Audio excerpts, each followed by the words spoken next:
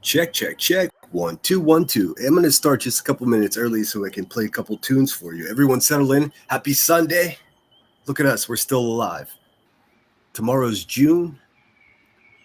Let's chat, dude. I'll be right back. Enjoy the tunes.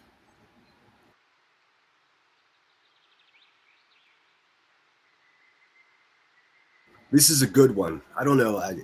If you're my age, you probably remember G Love and the Special Sauce. I always thought they were like a New Orleans band. Boy, was I wrong. They're from Philadelphia, the great state of Pennsylvania. It's not Pittsburgh, but Philly's all right. G Love and the Special Sauce. This song is called Let's Fucking Go. I don't want to fade away, fade away. The sun is up, it's another day, another day. Get them bad vibes out my face, out my face. I'm of a kind, one of a kind, every time. Okay, let's fucking go.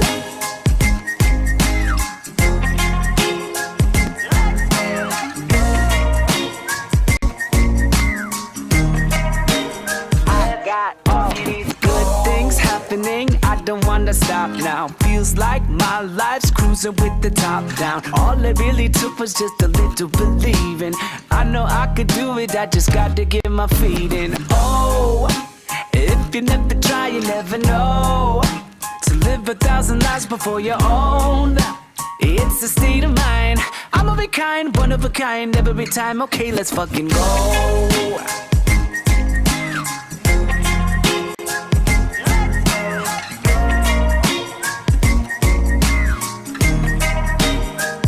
Don't see no benefit dwelling on the negative feelings. I don't think happiness should ever have a ceiling. If you got the audacity to hit my capacity, you'll be kindly asked to leave, and that's just how it has to be. Cause all that bad juju's got to go.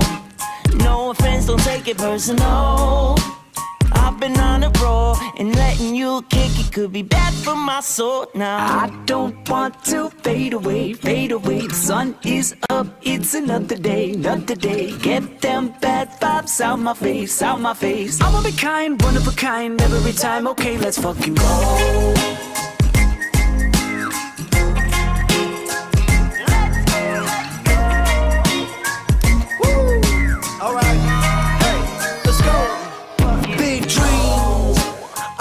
Through my mind today, every day's a brighter day. Waking up, we'll find a way to change it.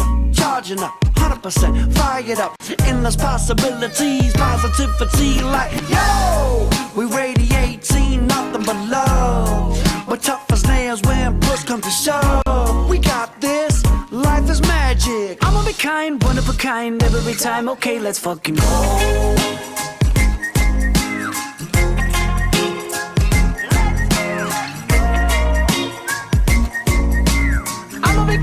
Of a kind, every time. Okay, let's fucking go.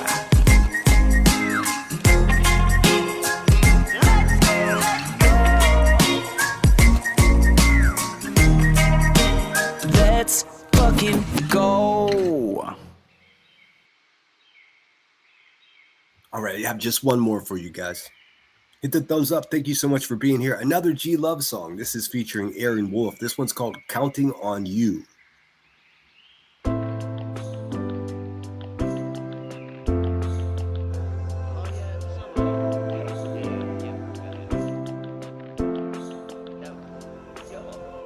Big dream, but I'll start something basic. Palms up, empty-handed, tell you where to place it. Who got a chance, guaranteed that I'ma take it. Thought I had a plan, it all changed when heart shifting, my will is never breaking. Even if God came in himself and start shaking, swear I'll never forget how y'all saved it. You helped me up when I wasn't even praying. Yeah. Felt the love, it's a state that I can stay in. No better feeling than the beat that beats playing. All kind of healing like home, even with no home base. And my bank was all lower than the basement. Even when I can't pay rent, everything that I lost is all grace in. Shit, maybe that's the payment. Karma come around and I went and I faced it. When I'm all high and the low come again, everything blowing in the wind. Right here, right now with a pen, let's write a song with my friend. When I'm all high and the low come again, everything blowing in the wind. Right here where it all makes sense. I sing a song with my friend. Consciousness isn't just in your head, it's all around you, everywhere. Everything's up in the air these days. Survey says, well, here's a dime for your time. Kick rocks, good luck, have a nice day, sucker. My feelings, no, you, that. Where's the love? I bring the feelings. Music's healing while you stealing, taking people's jobs, talking about the debt ceiling. Allowed to all of us. Take it day by day and hope we land on our feet. Cause rock bottom's hard like sleeping on concrete. Alter this reality, create constant change. Go with the flow, accept the status quo or swim upstream. Protest in the street, chanting with the megaphone. Down with Elon and Trump, no kings, no throne. Be scared of your neighbors, or welcome them home. Break bread or take bread, give the homeless a home.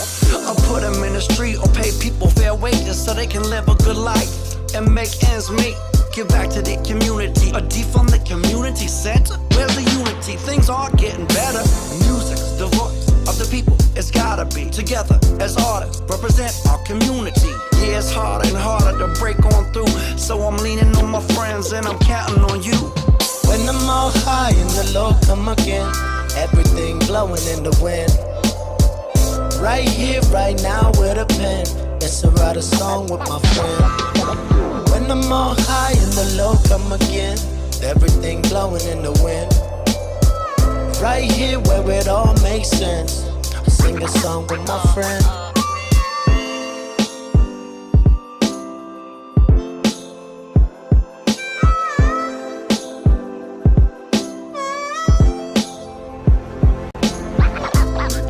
But I'll start some basic. Basic.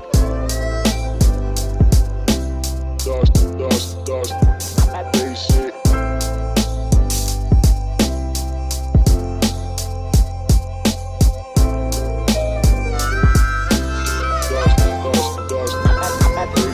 When I'm all high and the low come again, everything blowing in the wind.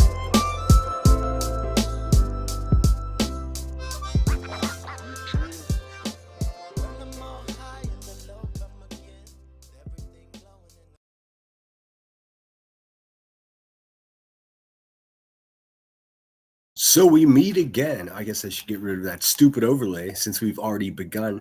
What's going on, everybody? I woke up feeling like a bag of smashed assholes. Thought I had COVID, took the test, no COVID. Just sick. So if I pause occasionally to cough, that's what's happening. How you guys doing? Let me get some background music going. This one wasp that's outside of my window that's been just trying to get in for the last hour. I forgot all about G Love and the Special Sauce. Do you guys remember them? I know some of you must. Let's see here.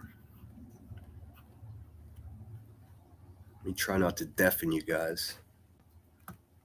There we go.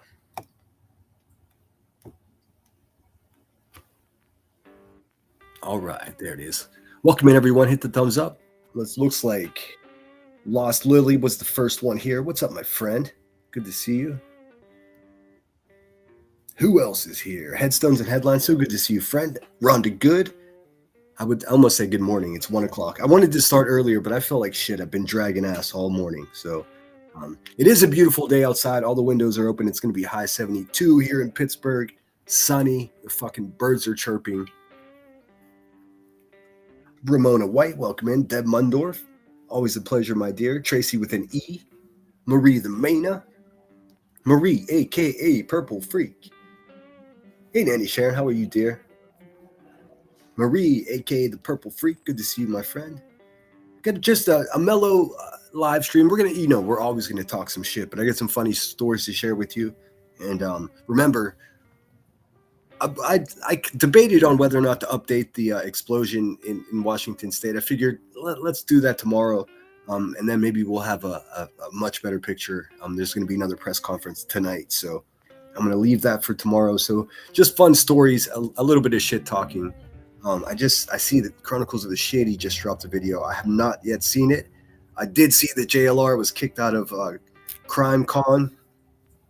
I mean, thank you, universe. That all makes sense. I also see that nonsense is like relevant again. Jeez, why don't you people just stop making that fucking lady relevant, man? You do it to yourselves. Why is Angel UK? So good to see you. Must have got lost. Oi, oi, oi, where you been? I've been AWOL. My mom was in a car accident. Oh my God. I have been caring for her. Missed you all. I'm so sorry, Musta. You got my email. Let me know if you need anything. And I hope she recovers quickly. Let's see. Deanna M. So good to see you, my dear. And I think I said hello to Ramona White. Yes, he was kicked out. I think I'm not going to go much further than Chronicles of the Shadies clips of that. But what can I say, dude? Here's my official opinion on that. Fuck out of here, dude. I always thought Crime Con was weird anyways, but that's just my opinion. Headstone says, cool song. Oh, I'm glad you liked it. It's different for sure. I was just looking for Sunday music. Linda Lou, so good to see you, my dear. What's happening? Well, I won't be doing that too much today. I got a sore throat. I don't like to take medicine. I don't even like to take Advil. So like I'm just riding it out. Sending prayers to you and your to your mom, Musta. Yes, we got your back, Musta. But let's start with Marlo Anderson and find out what the national day it is today. Oh, I did look over to Queen Shitchair. I looked over at her Twitch, and I guess she's like, I don't know. She's happy she finally like got smelling close enough to smell Brittany J's baby. I don't know what's wrong with these people, man. Maybe we'll look at some of that. I can't promise you. That bitch is that lady is despicable, man. I already feel like crap. I think listening to that ugly, domestically abusive gravel trote ashtray mouth would probably just, ruin our day. What was the name of the song?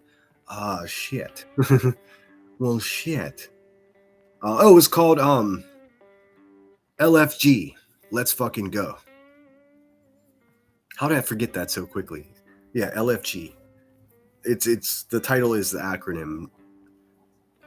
All right, let's see. Let me pull up Marlo Anderson. I'll have a look around, and then we're gonna jump into some shady stuff. We're gonna try to have some laughs today. Speaking of laughs, I'm pulling up YouTube here, and I see that. Oh, that stupid lady Trasha Stocks. The fortune teller. She's got a premiere occurring right now. This is what she's been doing. She's been having premieres and then like talking during the premieres, which is so weird. It's just a live stream, dude. Same thing. Anyways, her thumbnail says grifter really big behind her own avatar. Yes, you are, lady. Yes, you are. And the fun thing about that, she's a psychic, so she knew that I was going to talk shit today. That's hilarious. Anyways, let me pull this up.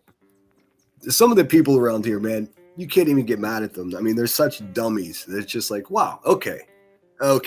You're the people that we're going to have to look out for if anything happens. The fuck? A short was posted just before you went live.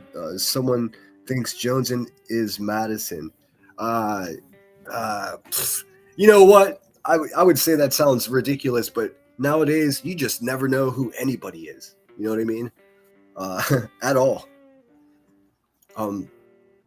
I sure don't. I mean, it's a real problem sometimes. Let's see.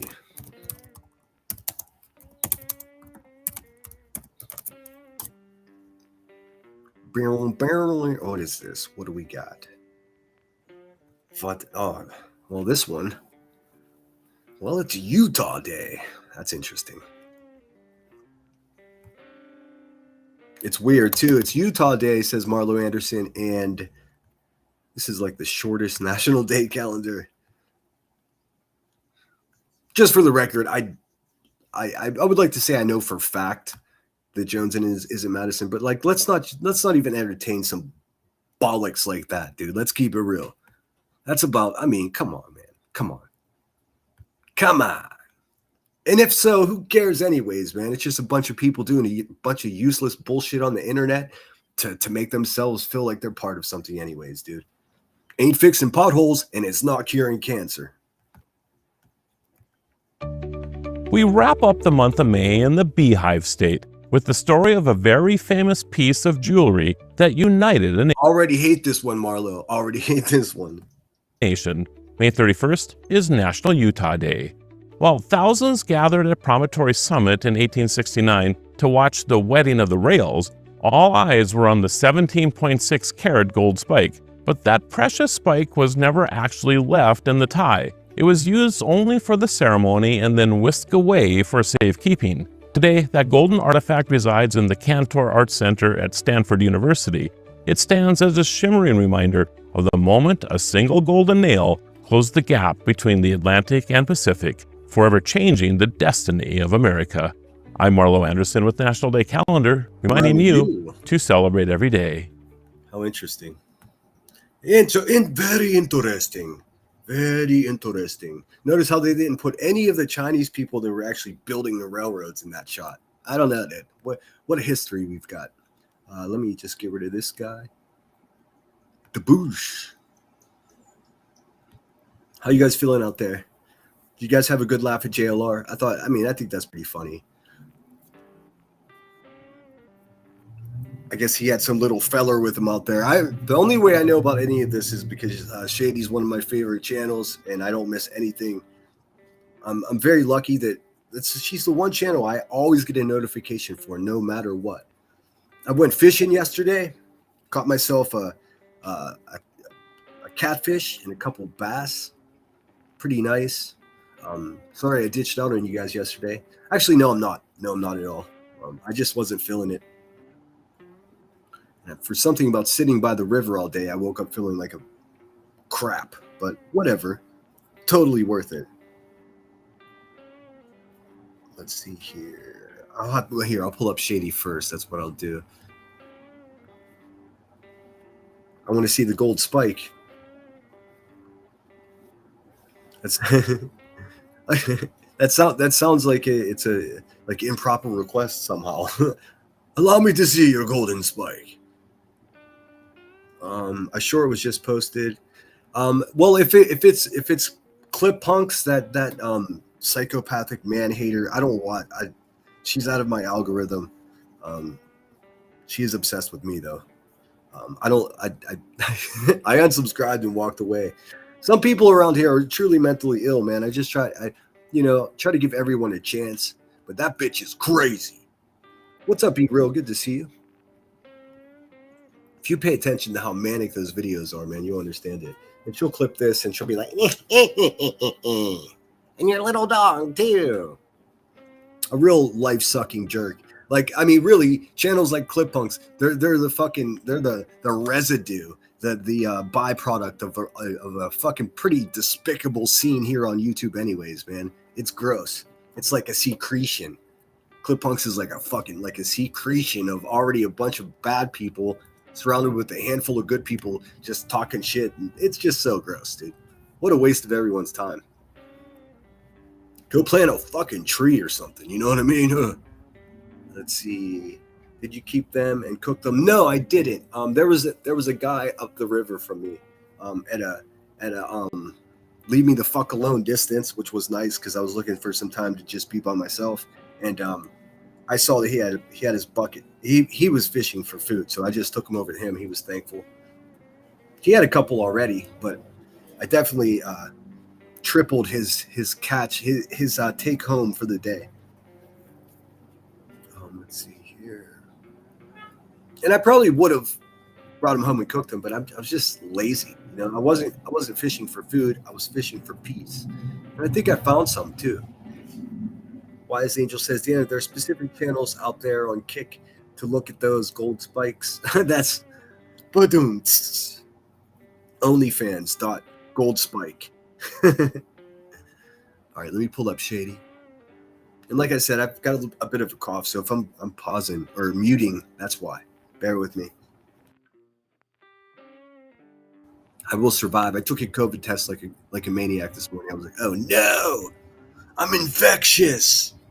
Nah, nothing that exciting. Sorry for the background noise. The windows are wide open. It's perfect weather out, so there's motorcycles cruising by. I finally took some time also to look at that David case. Man. Jeez, man. I watched that lady, Rotten Mango. Boy, can she tell a story, dude.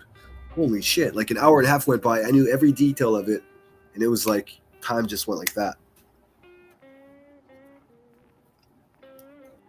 And I didn't realize this. I just been avoiding the story completely because I don't really enjoy stories where there's a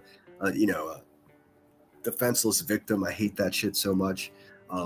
But then, I figured I want to be knowledgeable about what everyone's talking about. I keep seeing Down the Rabbit Hole News talk about it and stuff. So I checked it out. Damn, dude. I don't really want to talk much more about it than that.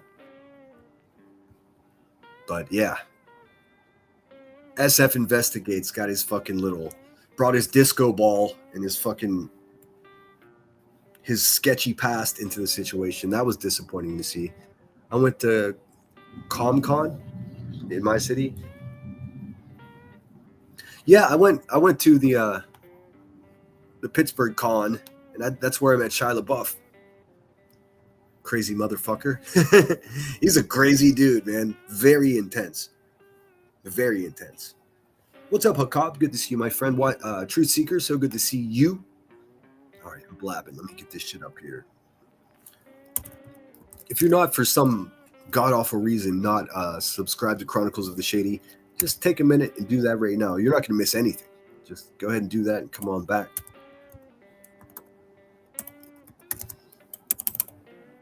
I see Crack Turner's like, she finally heard the baby. Dude, how terrifying, dude. I'm so happy that no one's trying to sniff my baby, dude. What is wrong with Rebecca Turner, dude? I think we only got 1 or 2 more days before she stomps over here with a full diaper to try to bully everybody again. I don't think we're going to let her do that anymore, are we, guys? No, we aren't. I never did, but some of you did. Those days are over. Hey, Rebecca, those days are over. Let's see. Listen to some old clips of Granny's watching. Man, she's a crazy motherfucker, isn't she, dude? Holy cow. The way she puts those words together, you almost can't tell that she's a useless tragedy pimping loser that lives in her parents' basement. Sounds like she's been drinking from lead pipes her whole life. You can almost not even tell. It's wild. All right, let me see here. Going to the shorts.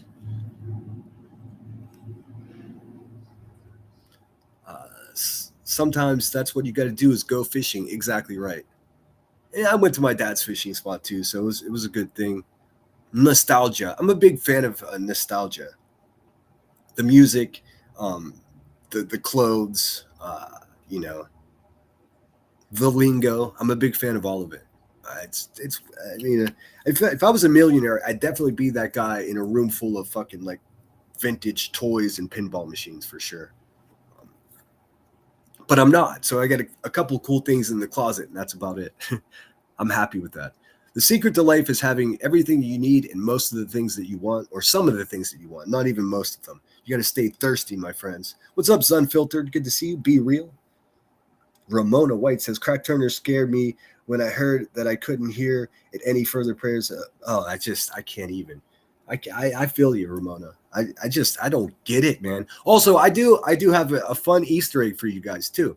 Whenever she went on that crack-headed golf cart tear around her neighborhood like a live YouTube DUI, yes, she did. Prove me wrong, motherfucker. Anyways, she went and showed some other lady's baby. First of all, weird. If your neighbor shows up and they haven't slept for 5 days and they're just putting a camera on your baby, maybe ask them to leave. Anyways, during that time, she also panned over to a quad that was sitting there. Very interesting.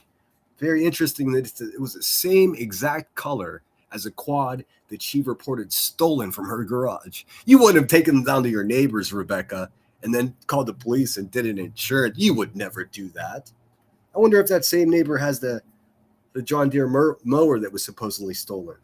Interesting stuff, dude. Very cool. Very cool. Still a career criminal, just like you would expect. It's wild. But you guys can go do the investigation. You're the true crimers, not me, man. I'm just a shit talker. Pretty funny. Oh, shit. Sorry, let me put my phone on Do Not Disturb.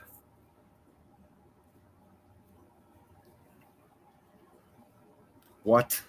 every time I try to use a feature on my phone, dude, it's like a new. My phone keeps updating.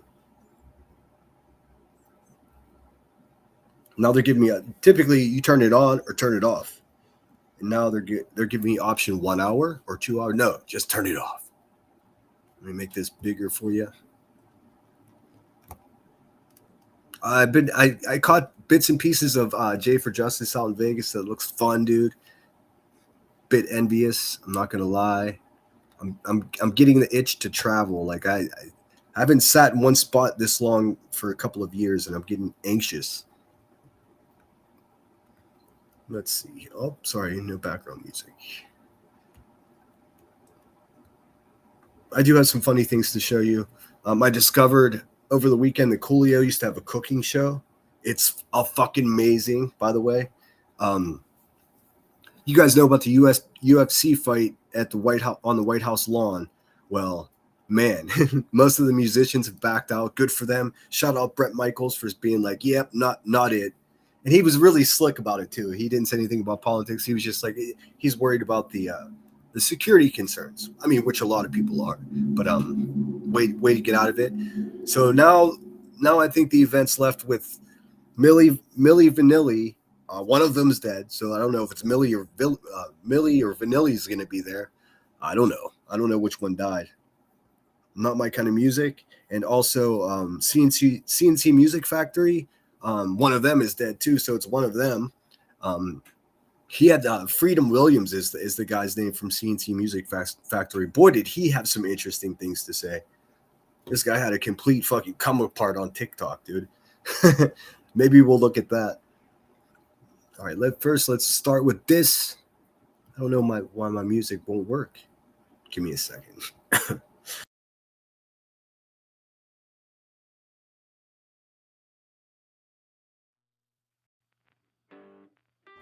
There we go. All right.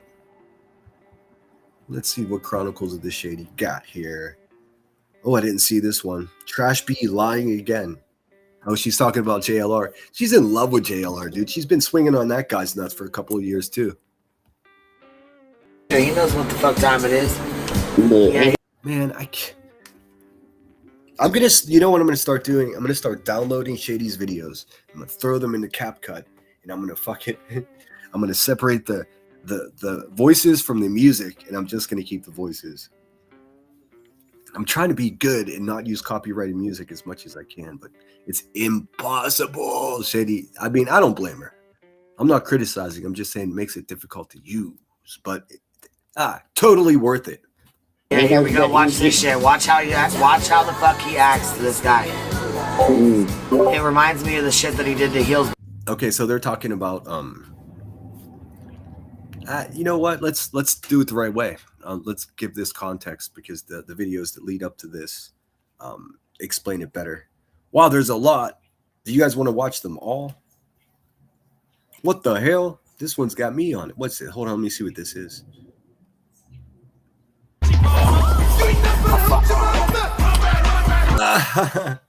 She did not use Hoochie Mama. You ain't nothing but a humpback Hoochie Mama.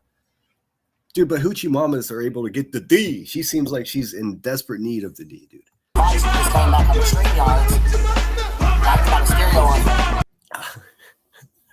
Holy shit, dude. Shady is a champion. Shit, my brother punched me so I can't get the fuck out. I don't know why you need to do that. Got to make me wreck. Dude, you know what? Dang it.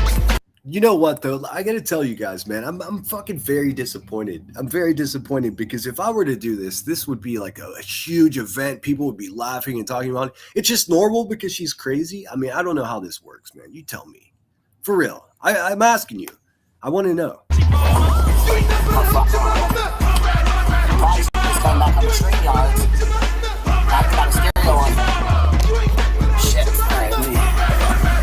I mean, this fucking proves all the shit I've been talking for a year, dude. Look at this person, dude. Cluck, cluck, cluck, cluck, cluck. I mean, full sweats, dude. Out of breath. Holy shit. My brother punched me so I can't get the fuck out. I don't know why you need to do that. Got to make me wreck. Dang it. And then Well, man, I wonder if Shady was able to pause it and get that little potato head. My God. Oh, God damn it. Go forward. Here we go. Oh no. That was the part right there where that image came up of her neck with the tattoo on that said "Daddy didn't try" because Rodney didn't love her, dude. Somehow it's our fault. But wow, so that must have been edited out because that's the part where she stands up and shows her little potato face with the lemon drop tattoo under her right eye. Interesting. Shady, where you at? What happened?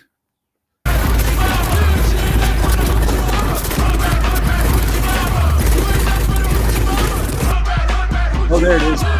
Oh, shit. I knew Shady would try to get this. Let's see. There she is. There's her little potato head. Hey, man. Not to be funny, but didn't I say that she looked like a bald man? And everyone's just like, oh, that's fucked up. Everyone's like, oh, that's fucked up. You shouldn't say that. But look, though. Look. Hold on. How do I scroll backwards? YouTube does me dirty on these these Chromebooks, dude. I have to scroll down a little bit to see the red bars so I can adjust the timestamp. But if I go too far, it just starts playing another dumb video. All right, here. Let's see if we see this little sunken eye, thinning hair, violent, poopy pants. Oh, there she is. Let's see what's going on here. Now, tell me that doesn't look like I know it's difficult to tell, but what you can tell from this image is eyes way too close together. Face, I don't know, looks like the head of one of those like scary baby dolls from a 70s horror film. Hair thinning. Look at that. You can see where the hair is, and you can see where that hair ain't, baby. That's a female pattern balding. That's terrible. Also a result of, decades of using narcotics. Just like the way she repeats things in a childlike manner. We learned that, dude. We learned that just the other day. But there she is, drunk. And this was 9:30 in the morning, by the way. Keep that in mind. Oh. She ain't nothing but a hoochie mama, but I don't know. It's a little bit of a misnomer because hoochie mamas get that D, and I'm telling you, if she were to get that D, it would probably be a less violent world. You know what I mean? What can you do about that, though? All right, let's see what else Shady got. Let's see. Let me see. Am I missing somebody? Kelly Mack, good to see you. Rotten Mango is awesome. I'm like hypnotized when she tells this story. I swear to God, it's her and what's that dude's name? Mr. Ballin. Both of them. It's almost like I become too passive that I have to scan back a little bit because I have to listen again what she said because there's something melodic about her presentation. It's fucking rad, dude. I can't even name somebody that's better at that than she is. Let's see. As a result, though, I've got a bunch of knockoffs, a bunch of channels that are similar to her but use AI slop voices. So let's see here. I'm just trying to see if I missed anybody in chat. Hopefully I did not. Must have got lost has been a member for 12 months. Oi. Still got the lemon-headed character. I was concerned about you, but every time I ask about somebody, hey, have you seen so-and-so? I get told, oh, yeah, they're in your enemy's chat donating money. I'm like, okay, maybe I should just stop asking. It is an absolute pleasure to see you back, Musta. Like I said, you just never know.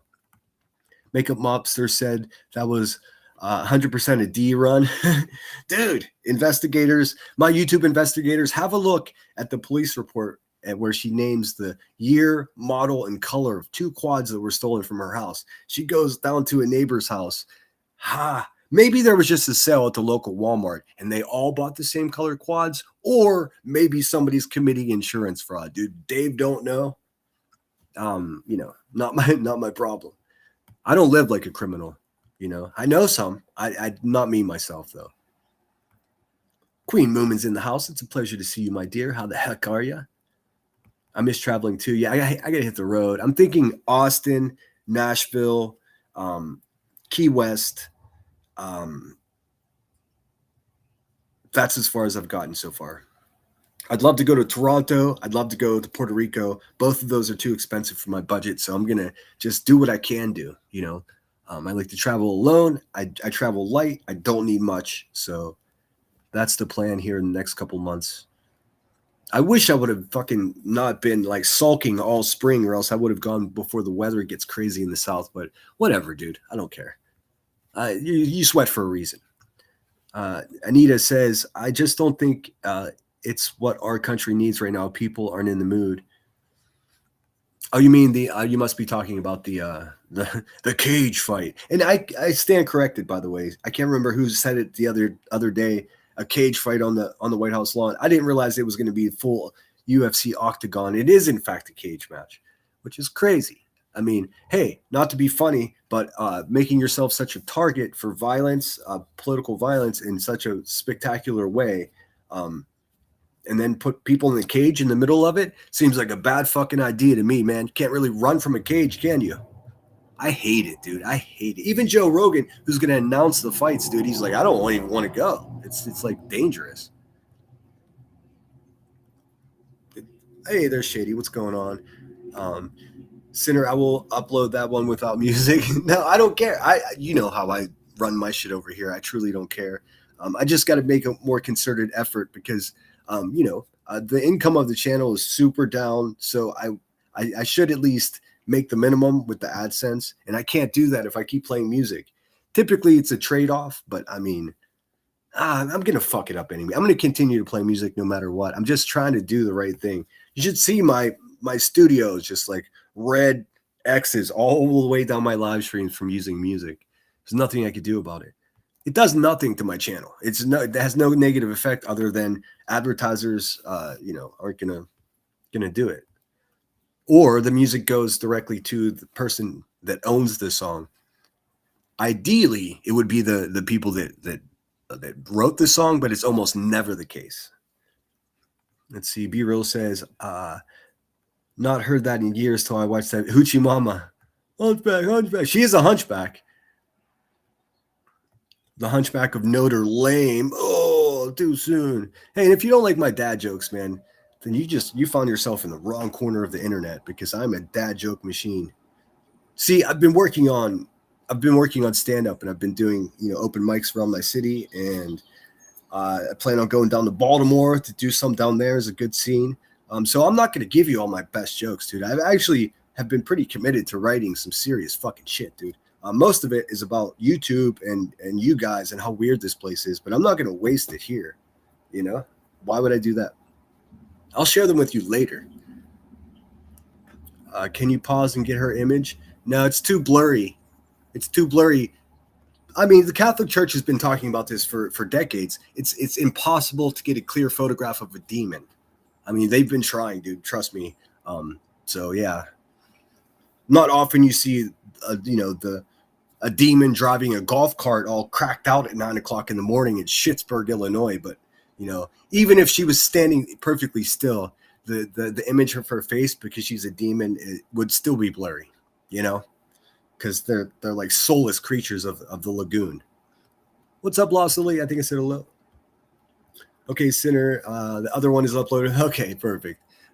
Which one do we? Oh, let me refresh this. Excuse me. All right, so I refreshed her page, and hopefully she said, let's see. Okay. He knows what the fuck time it is. He knows what the fuck time it is. I'm not going to be able to do that for you guys today. I do have a piping hot glass of lemon tea here, but I can't do that voice. I'm too scratchy. Yeah, here we go. Watch this shit. Watch how the fuck he acts. Oh, actually, we just did this, man. I'm a jackass. Excuse me. I want to go back to give context because this is the demon in the golf cart we were just talking about, trying to give commentary as to what happened with JLR in Vegas. So first, let's look and see what happened with JLR in Vegas. I'm fucking share Shady's Cash App in my chat, if you will. If you guys are feeling generous, send her Cash Apps because we're about to use all her shit. And I feel bad. If you guys don't do it, I'll do it. Let's see here. So from Nerdy Addict, shout out Nerdy Addict.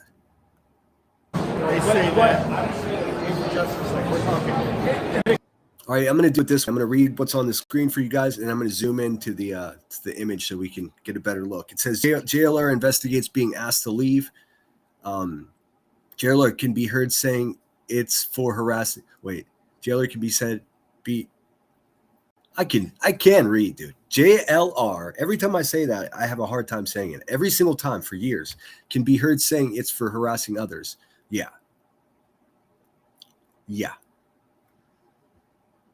And there's something about any live streamers in Vegas, dude. It just looks the fucking same, dude. How come? If you're in Vegas and you're live streaming, Google live stream studios. There's about a dozen and a half studios that you could just go in and they have everything set up. They have fucking whole sets. You could sit down and do a live stream instead of wandering around fucking escalators.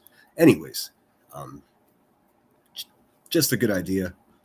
At the time, crazy stuff. The person running the hotel, seriously, his wife was President Obama's head manager. Oh, hey. Okay. What do you want? Okay. What's going on? You guys want a drink or what?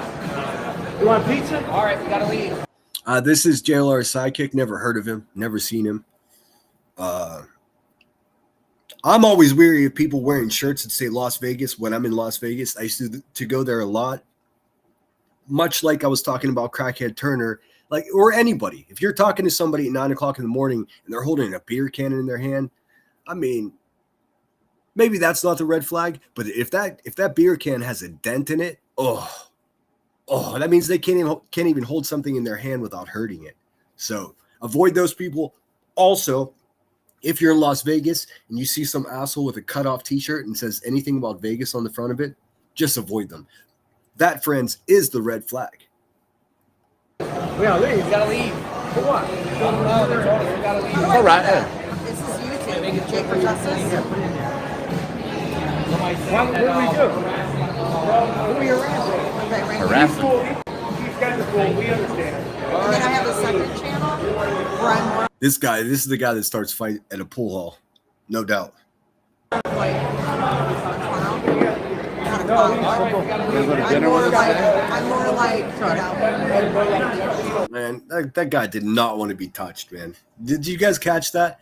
The guy, he's looking at me. He's like, hey, man. He's like, first things first, you should have put on deodorant today. Secondly, don't fucking touch me, dude. I'm working. How crude, dude. How crude. Sal, tell her you want to go eat with us. Where are we going?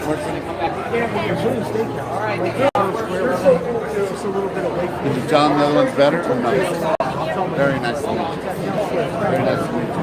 You guys are awesome. I was so confused about what just happened there. So it was a pop-up on the screen record. I'm like, what the hell?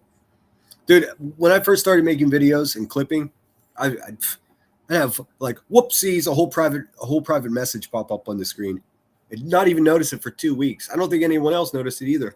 Had to go back and edit that shit. The do not disturb button is your best friend. I like Alex. He seems like a cool guy. And he didn't get mad. They say that. Okay, so that's the beginning of JLR's epic adventure with his friend there, his sleeveless shirt friend. Looking real slimy. I got to tell you, this whole scene is looking real slimy. But shout out to security or whatever those guys are. Get him out of here. Get him out of here. And this continues. Let's see here. Let's see. Boom, boom, boom. So that's the first one. Oh. Shit, sorry, guys. All right, so that's that one. I can't even listen to Laura's voice, dude. It's so fucking soul sucking. You can hear the Satterall in her voice, man. It's like fucking depressing. All right, here's nonsense. Or here they are talking about nonsense. See, I'm gonna just say fuck these guys for continuing to make nonsense relevant, dude, because she ain't, and I don't even like to say that people aren't relevant. Most of us are here for a reason. Some of this shit has something to do with us. We're fucking clapping back at somebody or something. Nonsense is just Nothing has anything to do with her, dude. She just makes herself like the town crier, dude. Ah, maybe people are afraid of her big man shoulders. I don't know. House. That was Really? me. Yes. Nice, nice. Yeah, so I God watch bless all you. the Thank you time. for watching. I watch Where's all the Nancy time. Guthrie? Where's Nancy Guthrie? So, Shady, do you know who the hell they're talking to, this lady? I don't know who this lady is. Nor do I know who this guy is that comes up in the next video. I guess his name is Matthew, an Australian guy that JLR and his friend were pestering there. I'm not sure the details. Hopefully we can figure it out.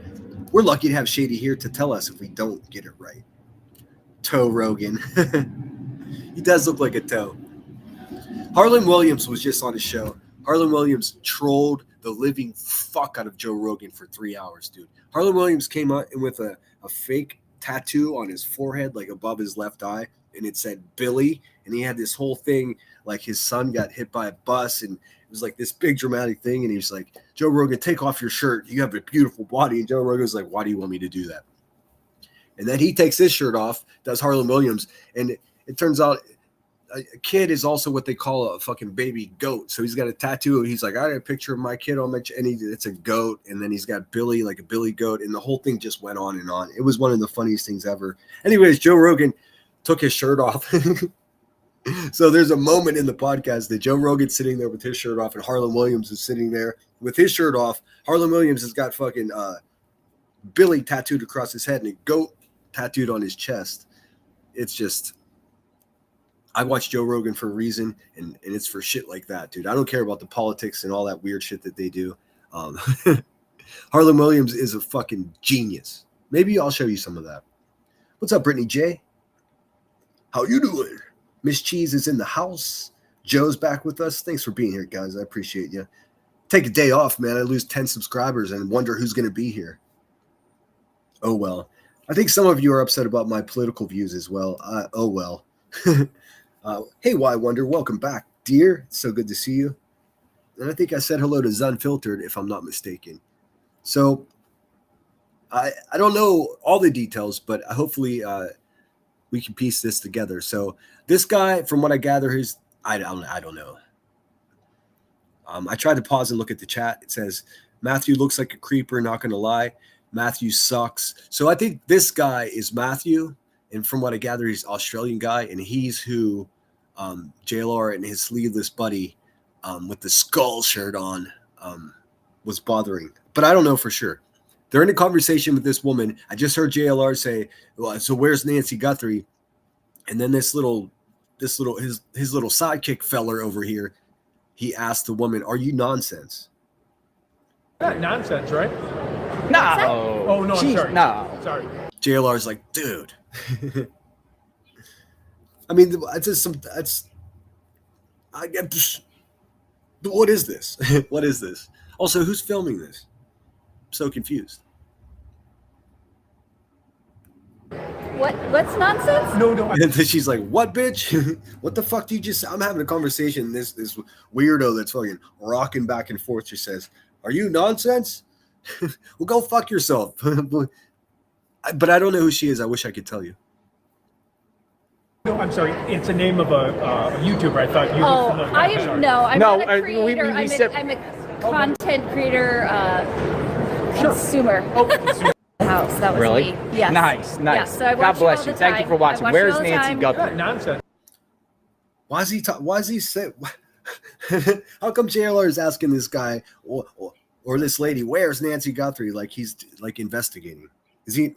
She just said she's not a content creator; she's a content consumer. So she's must be a blind follower of JLR or a committed follower. You know, she must not have seen the police records that we all saw. In any case, this guy, are you nonsense? Is what? Hey man, what if it was? You know what I mean? So like, yeah, of course, nonsense could be like, oh my god, they're shut up, dude. Shame on them for making her relevant again. Seems like someone does it every couple of months, man. It's the most annoying shit in the world. That's right. No. Oh no, I'm sorry. No. Sorry. What's nonsense? No, I'm sorry. It's the name of a YouTuber. I thought you Oh, were familiar. I I'm sorry. no, I'm No, not a creator. He moves way too much when he talks, man. That tells a story. Believe me. I've seen enough men in this world. Whenever they're moving like that when they're talking, something ain't right, dude. Creator. I'm a content creator, consumer. Also hated the way she said that. She's a content creator consumer. Like, huh? What? You're consuming content creators? I don't think that's against. I don't know. I guess what happens in Vegas stays in Vegas, right? House. That was Really? me. Yes. Nice. Yeah, so I God watch bless all you. the Thank you time. for watching. I watch Where's all the Nancy? time. He said, "God bless you." I mean, whew, jeez. Okay. Got Yeah, nonsense, right? No. Oh, no, I'm sorry. No. Here, let me get you guys a closer view at this little buckaroo here. It's an interesting looking feller. I don't know what the deal is here. Whoop, shit. House. That was Really? me. God dang it, dude. House. That was Really? me. Yes. Nice. Yeah, so I watch God bless all you. the Thank you time. for watching. I watch Where's all the Nancy time. Guthrie? Yeah, nonsense, right? No. Oh, no, I'm Jeez, sorry. No. Sorry. What's nonsense? No, I'm sorry. It's the name of a YouTuber. I thought you were Oh, familiar. I'm sorry. I'm No, not a creator. we said- I'm a content creator, consumer. House. That was Really? me. Yes. Nice. It's a lot of moving, right? You guys have experienced human beings before. I mean, really one of the first things you see whenever you're born is another human being, dude. We should be fucking professionals at this point of catching vibes and understanding each other, right? Something ain't right over there. I mean, it could be Vegas. I don't judge those who drink, man. You know, he might just have his buzz up. But whatever. Bless his heart. Whatever, you know, you don't want to meddle with the young love, you know? Nice. Yeah, so I God watch bless all you. the Thank you time. for watching. I watch Where's all the Nancy time. Yeah, Guthrie? nonsense, right? No. Oh, no, I'm Jeez, sorry. No. Sorry. What's nonsense? No, I'm sorry. It's the name of a YouTuber. I thought you were Oh, familiar. I'm sorry. I'm No, not a creator. I mean, also, I don't really know what's going on. If like we all know what nonsense sounds like, dude. That woman has a very pleasant voice, whoever she is. Nonsense doesn't, dude. He doesn't. So does he not know who Nonsense is? He was either drunk or confused. Yeah, I don't judge, man. He looks like he's an adult. If he wants to go, listen. I'm a fan of Hunter S. Thompson, dude. If you want to go to Vegas and get fucking loaded, go ahead. But it's just weird to be like, aren't you Nonsense? That'd be like me walking up to Eddie Murphy and saying like, aren't you Kevin Hart? Like, of course it's not fucking Kevin Hart, asshole. You could just listen to them talk and tell that it's not the same. Like, it doesn't make sense to me. So he's either unaware of who Nonsense actually is, and he's been, you know, I don't know, dude. Who knows? What happens in Vegas is all over YouTube.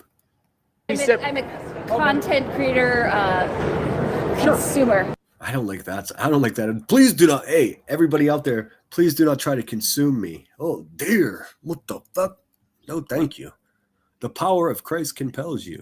All right, so this escapade continues. Let me just check with you guys to see what you're saying, and I'll put some tunes as well. I just didn't want to clash with the music in the background. All right, let's see here. Lori is an oncologist now. No, she isn't. She is not. She's a lady who convinced her doctor to prescribe her Adderall to curb her cocaine habit or her cocaine appetite.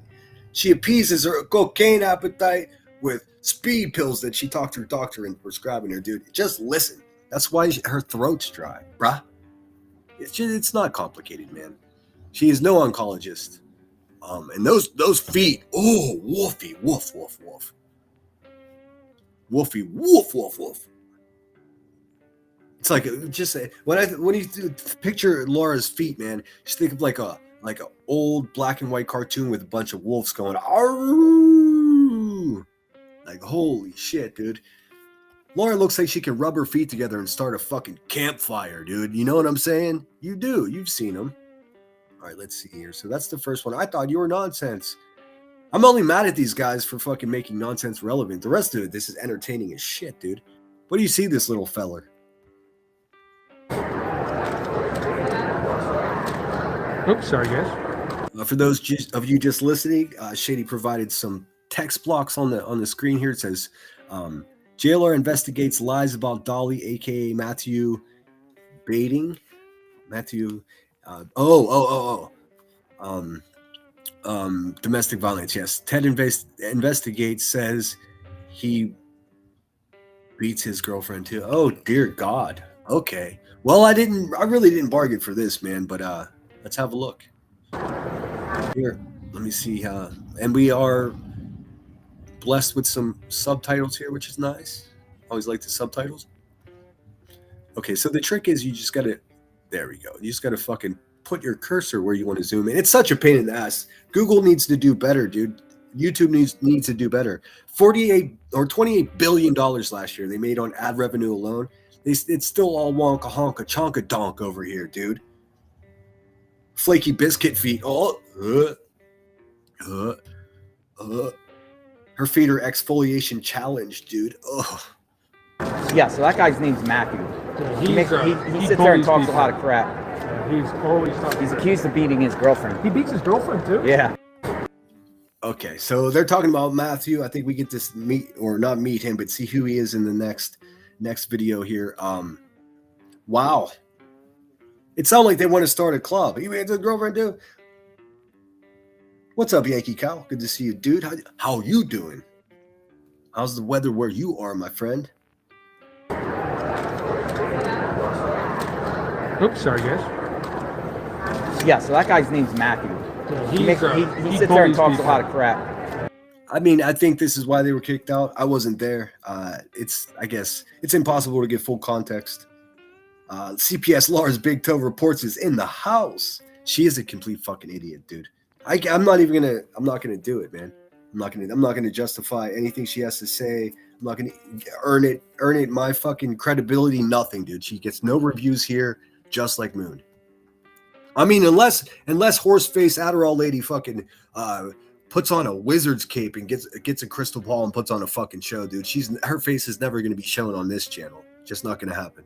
Fuck no, dude. It's called perpetuating a problem if you do. He's always talking. He's accused of beating his girlfriend. He beats his girlfriend too? Yeah. I don't understand though. Aren't those the allegations in fact against JLR? I mean, I can't say if they're true, dude. I saw the police report. I understand the accuser is standing her ground. So doesn't that all get decided in court? But it's so weird, dude. If I was accused of burning down a house, and then I'm out at this event and I see somebody that I don't like and I say about them, oh, that person's an arsonist. That's kind of weird, right? I don't know. Maybe my brain just works differently. I don't know. It's weird to me. It's weird. All right, let me see what else. So this keeps going, dude. I guess this must be, I don't know who's filming this. It must be JLR. Okay, so there's allegations to this Matthew guy. I thought there was one where they were actually pestering the Matthew guy. Maybe not. Ted investigates talks about Adderall. Okay. So wait a minute. So this guy's just buddies with JLR and he just puts investigates next to his name or after his okay. What are they investigating? Ted has ADHD and ADD, makes impulse control difficult, touching things, says things, very personable with strangers. One of my sons and his grandsons are exactly the way. Oh boy. Oh boy. All right. Okay. I'm not going to make any accusations. We're all adults here. You can figure it out. Way when not taking their meds. Thank you, Mama. Ted, are you on your meds? No. Do you have any meds? Not to be personal. Dude, seriously, how is your name going to be Ted and you look so much like Ted Bundy? That's too much for me, dude. I'm already out. And for that reason, I'm out. No, I didn't bring any. But yeah, I am prescribed. Bring any. I'm prescribed Adderall, extended release. Really? 10 milligrams in the morning and then at lunchtime. But when you get a little bit older, you got to be careful taking stimulants because... Hey, Laura, listen to this man's advice. God dang it. Heart health is important. Heart disease. A lot of Americans go through it. You don't want to raise your heart rate unnecessarily. So I kind of cut it back a little bit. I don't believe him, but I mean, who am I? What do I know? It's difficult to get full context in a clip, you know, but I don't know. Nice.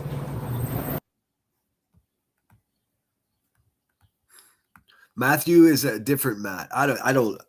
White Boy is a different Matt. He's the one with the, yeah, he's the guy that looks like he's a melting Halloween mask with the racist tattoos on his body. Fuck that dude, punk bitch. B-Roll says, I hope so-and-so gets justice. Yeah. I mean, of course. If that all gets sorted out in court, though. Like I said, though, if you're accused of burning down a bunch of houses and you're somewhere in public with tens of thousands of people watching you, and you make that allegation that's already been waged against you, against somebody else when you know it's not true about them, it tells you a story, dude. When someone tells you the story, just waste a minute to actually pay attention and listen, because Ted has ADHD and ADD, makes impulse control difficult, touching things, says things, very personable with strangers. One of my sons and his grandsons are exactly the way. I'm just going to say Ted makes me nervous. I think I have the right to say that. Making me nervous, bud. Seem a little squirrely. I don't know, man. Let's see here. And we're going to keep it moving. All right. So on and forward. All right. Now they're vibing. They're vibing in the car. JLR investigates. Wait a minute. What was that? Hold on a second. What's that thing he just did with his hands? What is that? Do you guys watch this guy? Does he do this all the time? What's that? JLR investigates. Hey, man. What's that? How come he does that? What's that? That's like an international sign for help, dude, isn't it? When you wave your hands like that? What the fuck? Yo! Picture sending. Oh, Shady, you're dirty for this one. No. Ted sending pictures? No, that's Ted. Yeah, that's great. We're ready to blow all our money. What goes on in Vegas stays in Vegas. Oh, you're dirty for this one, Shady. Holy shit. Is he saying hi? For those listening, well, yeah. Typically when people say hi, they use one of their hands. Just one of them. You go, hi, hello. But whenever you put both of your hands like to the same level of your body as your ears, and you shake, it's like jazz hands. That's what that is. Those are jazz hands, dude. That's not saying hello. Or if you're in international waters and you make that hand gesture, it's saying, help me. Somebody help me. I'm in big trouble over here. Hey, welcome to Vegas. All right, Ted. Stay out of trouble. What is this, dude? Look, man, I don't have any real shit to talk on this guy. That's what people do in Vegas. But it's just funny that JLR just seems so smitten with the guy. They could have known each other for years. But he's taking JLR's last name and Ted investigates, dude. Could you imagine if I started calling myself Sinner Investigates? Sinner Investigates here. Look at my laminate. Whoa, you chugged the whole thing. Oh, got a little bit. 16 ounces. Well, are you almost done? Yeah. I'm just going to say it, man. I don't hate this guy. I don't. He's living his best life. It's probably better if his plan was to chug Bud Lights in the sunshine, dude, he fucking mission accomplished. I'll tell you that. Also, it's probably better that they weren't around victims of crimes and mourning families at CrimeCon if this was the vibe, dude, And like he says, what happens in Vegas ends up on the internet.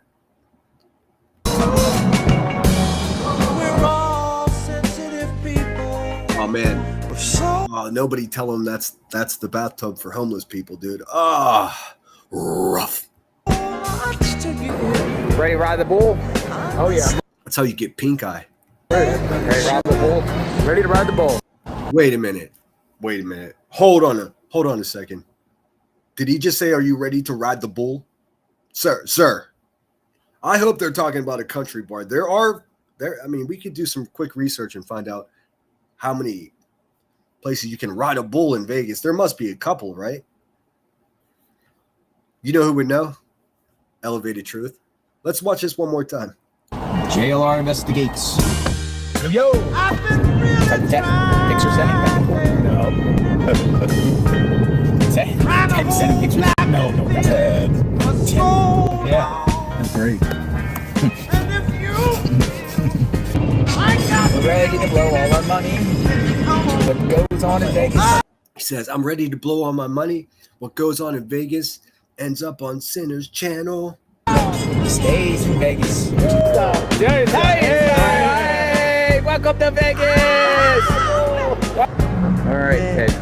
Stay out of trouble. He said, stay out of trouble. Too late, bud. You just got kicked out of CrimeCon. I'm sorry. I'm kind of like I'm cooking over here. So if I didn't say hello to you, I do apologize. Cloudy Cakes Spur, welcome back. His little manic friend Ted was high AF. I don't know that to be true, man. I'm gonna avoid getting sued. I'm also gonna say I don't really mind the guy's vibe. If you've ever been to Vegas, this is what it is. I think it's better they're not in that concealed space with, like I said, families looking for answers and whatnot. Because CrimeCon, typically they have keynote speakers that are parents of murdered and kidnapped children. So I mean, really, it seems like they went to Vegas for a different vibe, and they don't give a fuck. He's still making fucking money hand over fist from the people watching this. No question about it, dude. Tens of thousands of people watching all at once, very eager to see Ted chug another Bud Light out of an aluminum can or bottle, for sure. Whoa, you chugged the whole thing. Oh, got a little bit. 16 ounces. Well, are you almost done? Yeah. I guess they were booted for harassing somebody. I swear I saw a clip late last night before I went to bed because I was up until like almost 2 because I couldn't sleep. Feel like shit. And I did see a video of Ted and JLR like not cornered the guy. The guy could have easily walked away, but the guy's on his phone and they're harassing him. They're just like, you don't have anything to say now. You don't have anything to say now. So it must be that. Also, Ted was looking for Nonsense. I don't even know if Nonsense took her big fucking shoulders to CrimeCon. I don't know, dude. I mean, I guess if you were Nonsense and you were going to CrimeCon, you'd have to call ahead to make sure that your hotel room door will fit your big fucking man shoulders through it, I guess. I don't know, dude.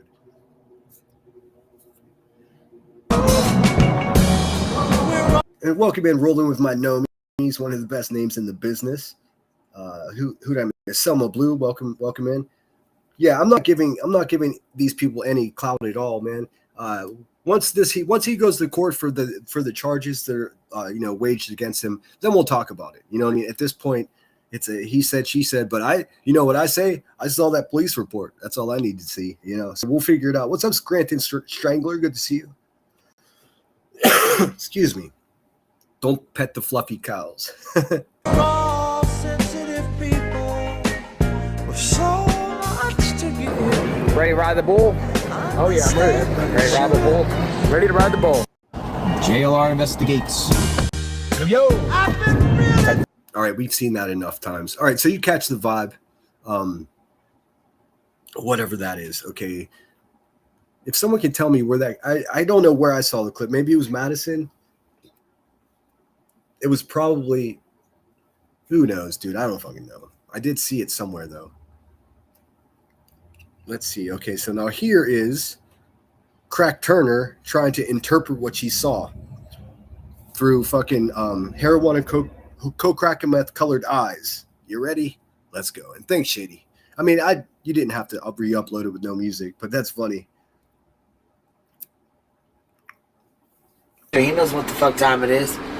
He knows what the fuck time it is. Now, if you were here on Friday, we did a little bit of research using Google Gemini, and we came to the conclusion that someone that uses narcotics habitually for many years, they revert back to this childlike, way of speaking, and more specifically, they loop insults and words like she's this max and stuff that she's doing. The reason she's applying that to every 10th word that she says is not because she wants to. It's a disorder. Her frontal lobe is damaged from all of the narcotics, so she can't help it. It's no excuse. I'm not making excuses for her, but it is a why as to why this person is the way she is. You know what time it is? That's another one of those things she says. I mean, she doesn't even know what planet she's on. Yeah, here we go. Watch this shit. Watch how the fuck he acts to this guy. It reminds me of the shit that he did to Heels, but not in person. Okay, so let me read the text that are on the screen from Chronicles of the Shady.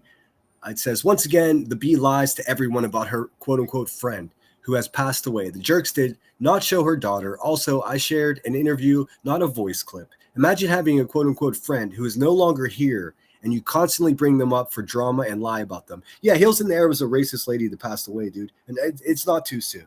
There was no love lost between us, but the fact of the matter is she didn't like QB either, and QB did not like her. In fact, when Heels in the Air was so eloquently called out by the jerks and many others to include QB herself, and you know, the list goes on and on. Everyone was like, fuck that bitch, dude.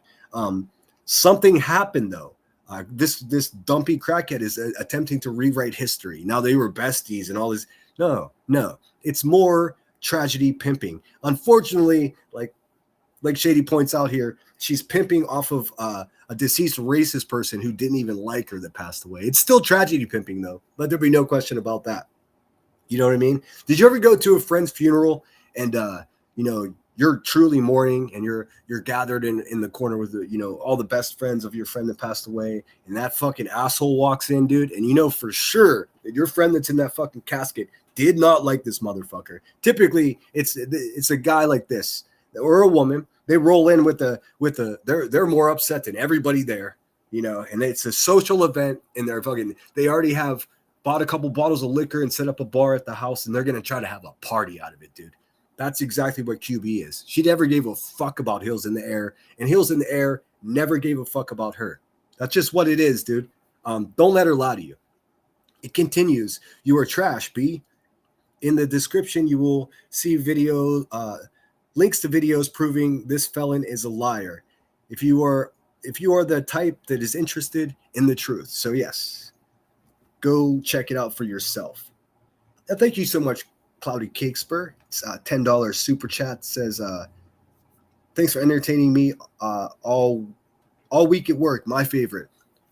Well, there's a lot more where that came from. There only one live stream today. I think this is what I'm going to do it now. News in the morning, drama at 5 o'clock. So 7 o'clock for 3 hours, 5 p.m. for 3 hours. News in the morning, good vibes, couple of tunes. Just a look around the world and a look around YouTube to see what's happening. In the afternoon, hellfire, fucking lobbing giant bombs of fucking drama at the dirtbags that deserve it. And that'll happen between 5 p.m. and 8 p.m. And then Saturdays, I'll be off. That's my day to go fishing and to do laundry and to contemplate life. And then Sunday, we'll be here just for one live stream, just to have fun, just to kick back. That's the plan. And I'm going to stick to that for as long as I can. That gives me almost 8 hours during the day to live my life and get my shit done while still, you know, growing my channel and hanging out with you guys. That's what's up. Like I said, I want to continue this. The Crack Turner is going to come stomping back to YouTube with a diaper full of shit and a mouthful of an ashtray, and she's going to come back and try to push us around and bully us. She's going to obsess over Brittany J. Listen, expect that. Now we got to figure out how we're going to react to that dumpy, useless fucking bitch of a human being, dude. Do we want to continue giving her anything, or should we just ice that fucking child-beating crackhead out? I think we should ice her out, man. I think we can do it. I think she would fucking crumble if we did that. So that's what I'm going to propose to you guys. I mean, I'm still going to do my afternoon drama. There's enough around here to talk about. Plenty.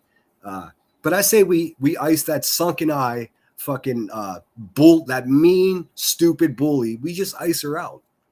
So I offer this challenge of icing her out to everyone, except for the clip channels. You guys got to work. Brittany, ice her out. Who else is out there? Just ice this bitch out. I'm going to do my best to do so. Specifically in this way, I'll explain to you what my plan is. My plan is to only respond specifically to an egregious, untrue thing that's said about me. Now she's going to continue saying he's a predator and all this other fucking broken brain shit that she says. None of it's true. But if it's something so egregious that I feel the need to respond, understand that I will. But I'm not going to be doing 6-hour reviews of that stupid fucking pig anymore, dude. It's just not worth it to me. It's detrimental to my well-being. Like what the fuck? I have to listen to it. Like, listen. At some point, you have to realize that listening to somebody like that is an actual demon and just like drug addicted fucking felon. It's better to just not listen to it for hours at a time. I've proved my point. This week has been a victory lap while she's over there twitching and whatever she's doing, eating bits off the floor, whatever people like her do, man. None of that's my concern. But I mean, also, if it's having that effect on me, listening to that ugly, stupid voice for hours at a time, it must be you as well. And I don't want to sell that shit. You know what I mean? I don't want to perpetuate it anymore, man. She's garbage. The bitch knows if she got anything to say to me, she can come take a link, or she could fucking take a long walk off a short crack pipe, dude. I don't give a fuck. Person, because he could never find her in person. They had to hire, out of Per Betty's mouth, they had to hire a private investigator to try and dox her the fuck out. None of this is true, by the way. She's a lying, stupid person. And then Shady's fuck ass went and found a voice clip from Twitter from 10. Nope, like Shady says right here, I shared an interview clip, not a voice clip. So it was a public interview that this racist lady had done years ago. Well, thank you so much, Nanny Sharon. That's so sweet of you. Cheeseburger money. I love me some cheeseburgers, dude. I'm not gonna lie. And posted it while the jerks posted her fucking daughter's picture so they could actually double down. But they've been saying this for way too long, for the last time. And I put this on my fucking name, dude. The jerks did not show a photo. It didn't dox fucking Heel's daughter, dude. It's just so old. Rebecca, you're in this loop where you just repeat shit because your brain is broken from crack, bitch. Knock it off, dude. Go to rehab. There's actually treatment for the fucking ailment that you suffer from. You know that? You can actually take steps to fucking put yourself back together, dude. So fucking pathetic, man. So fucking pathetic. This is equivalent to her saying that I impersonated her lawyer and all this other dumb lies that she comes up with, dude. Enough, dude. Fucking enough. Down and dox her the fuck out. Pieces of shit. Dude, Rebecca Turner is a fucking piece of shit, dude. It's just that simple. Pieces of shits. Also, that's not how you say it. You should say they're a bunch of pieces of shit, not piece of shits. Fuck, dude. So dumb. She's so dumb. You say a lot of things about me, right? He knows what the fuck time it is. Yeah, here we go. Watch. I don't even want to keep putting that into the universe. We know that's not true. Okay, so who said that Madison was Jones in it? And also, let me play something quickly for the super chats. I appreciate you guys, and I did get a Cash App as well. Action Jackson, I appreciate it so much. Drop it 20 on it. Drop it 20 on it. Yeah, fucking old busted Becky over there. She's like, crackhead investigates. Where's my laminate? Oh, these people are fucking suck so much, dude. Laura is an oncologist. I believe it. Something's wrong with her. All right, let me catch up and chat with you guys. I don't even have a picture. It's my profile pic. Oh my god, I didn't realize that. Oh my god. Hold on one second, guys. I got to cough.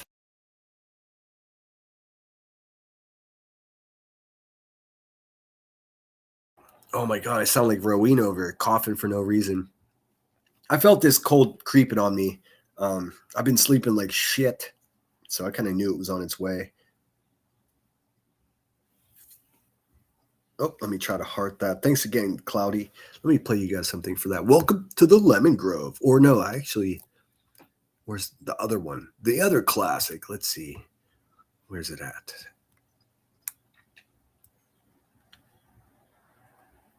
Oops.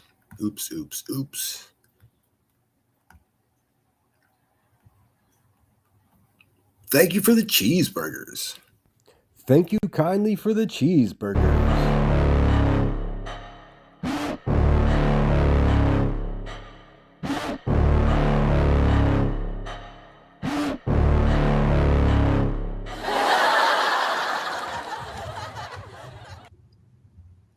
Domo arigato. I do appreciate you guys. Back to the hotel says not Black Jackson. That's not what I said. You misheard. Back to the hotel. You probably have Q-tips in that hotel. It's Action Jackson, not Black Jackson. I don't know where you pulled that from. That's the thing around here, man. Someone will hear what you say and they'll be like, he said this. No, I didn't. Nope, you wrong. What's up, Evil Queen Yaya? Cowbell's in the house. Who did I miss? Sigma, what's up, dude? How about no? A licensed PI would be sanctioned. Worst case, lose that license if they were complicit in a doxing event. So no, unless scrupulously, that's a tough one, was not a priority. Wait, scrupulosity. That's like using your scruples. Wait, scruples just means like brains, right? Like, anyways. Twitch has been a nightmare financial week for B. Yes, indeed, dude. Yes, indeed. And she's over there pretending that she doesn't care. She does care, dude. She lost about 10 grand this week, man. That's great news. I do see that she had Cappy coming there pretending like she was Eazy-E. That's fun. That's all good. That's all good. Hey, back to the hotel. Back to the hotel. I bet you back to the hotel, if they are in a hotel, it's probably one of the worst hotels, dude. Some old cracked out fucking leaning shack in the middle of nowhere. Smells like fucking tears and regret. What's up, Cheese? Good to see you, my friend. Madison's in the house. Hello, Madison. Madison, who was it that was who's saying that you are R. Joneson? That's hilarious. That's actually kind of funny. I mean, that you can tell how many people are tweakers around here by how many conspiracy theories there are about who people are, dude.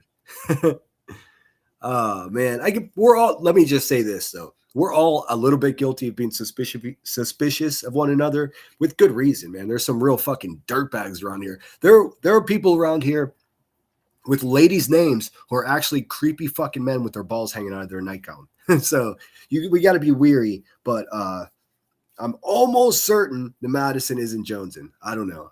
I just don't believe it. It's good to see you, dear. I haven't had a chance to have a gander at your channel today. I think we'll do that right now, though, if you don't mind. And then I got some fun stories, man.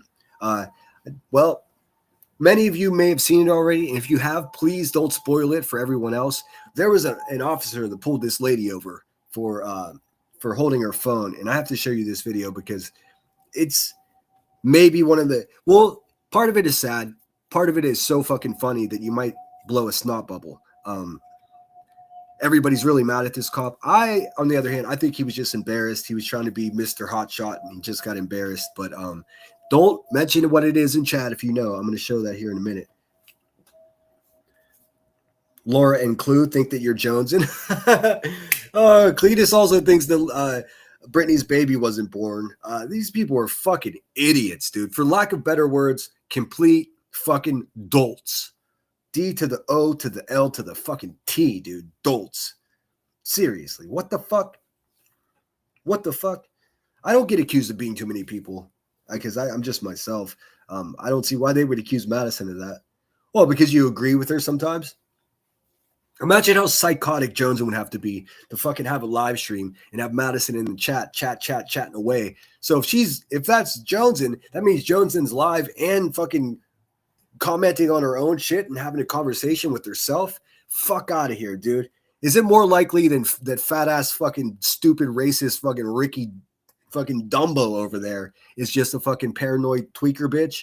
I think that's probably more likely. Bottom feeding fucking pig holler. It's fucking. That's all I could say about that, dude. Fuck racist and fuck those people, dude. Shout out Madison. If for some reason you're not subscribed to Madison's channel, do yourself a favor and fucking do it. Lunatic's back with us. Good to see you, my friend. I saw someone say Madison is unsupervised maniacs. Nope, she's not that either. You know how I know that? Unsupervised Maniacs doesn't like me because I called her out.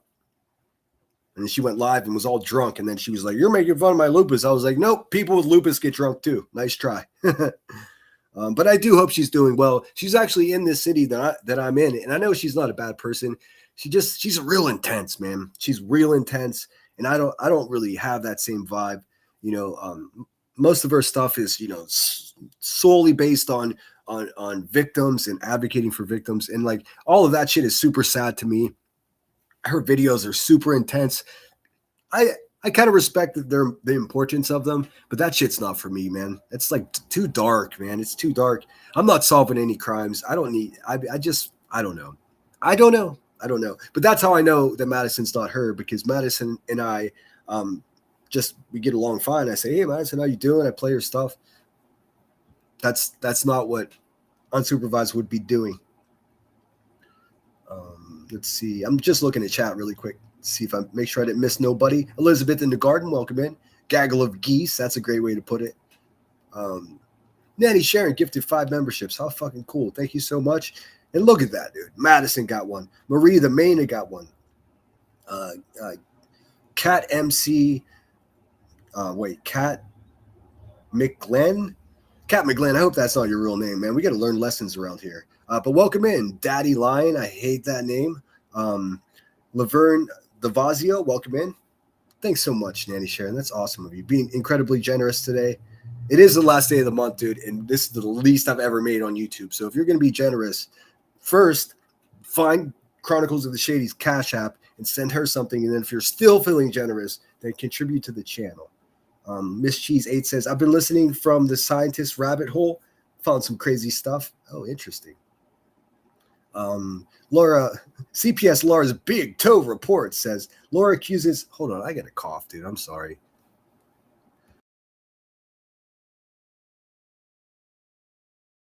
I hate it. Like, if you're just coming in, I took a vid test early, just before I went live, because I was feeling like shit, but it's not. Just good old fashioned fucking virus, just a good old sickness. And my hot lemon tea is now cold. Big Toe Report says, Laura accuses everyone of everything. Someone in my chat told me I am a person called B. Fergs. That's news to me. I remember B. Fergs. I can't remember the context of how I know that name, though. Also, you said someone in my chat. Do you go live? I didn't know you went live. I'm writing that down. Or do you mean a commenter to your stuff? I'm writing down to check and see in case I missed your response. Let me play something for Nanny Sharon. Thanks, dude. I appreciate it. The Lemon Grove is growing. Like I said, times are tough all over. So my super chats, everything's down. Maybe people just aren't jiving with me the way they used to. In any case, I'm going to keep doing what I do. But I do want to say thanks to my members. They haven't budged. In fact, I have more members now than I've ever had on my channel, and that's badass. So there's a lot of closet lemons out there. A lot of people that don't chat, and that's because they're not sure if they're going to get in trouble in the place that they always hang out when they're over here. In any case, thank you so much, members. The foundation is solid. We're going to continue to build, and that's what the fuck is up. Thank you so much, Marie. What's up? All right, so let me just play you something for that. What have I got? I got to make some new thank you videos. I do. I don't have enough. And the ones I have are sort of played out. Let's see. What's this one? What's this one going to say?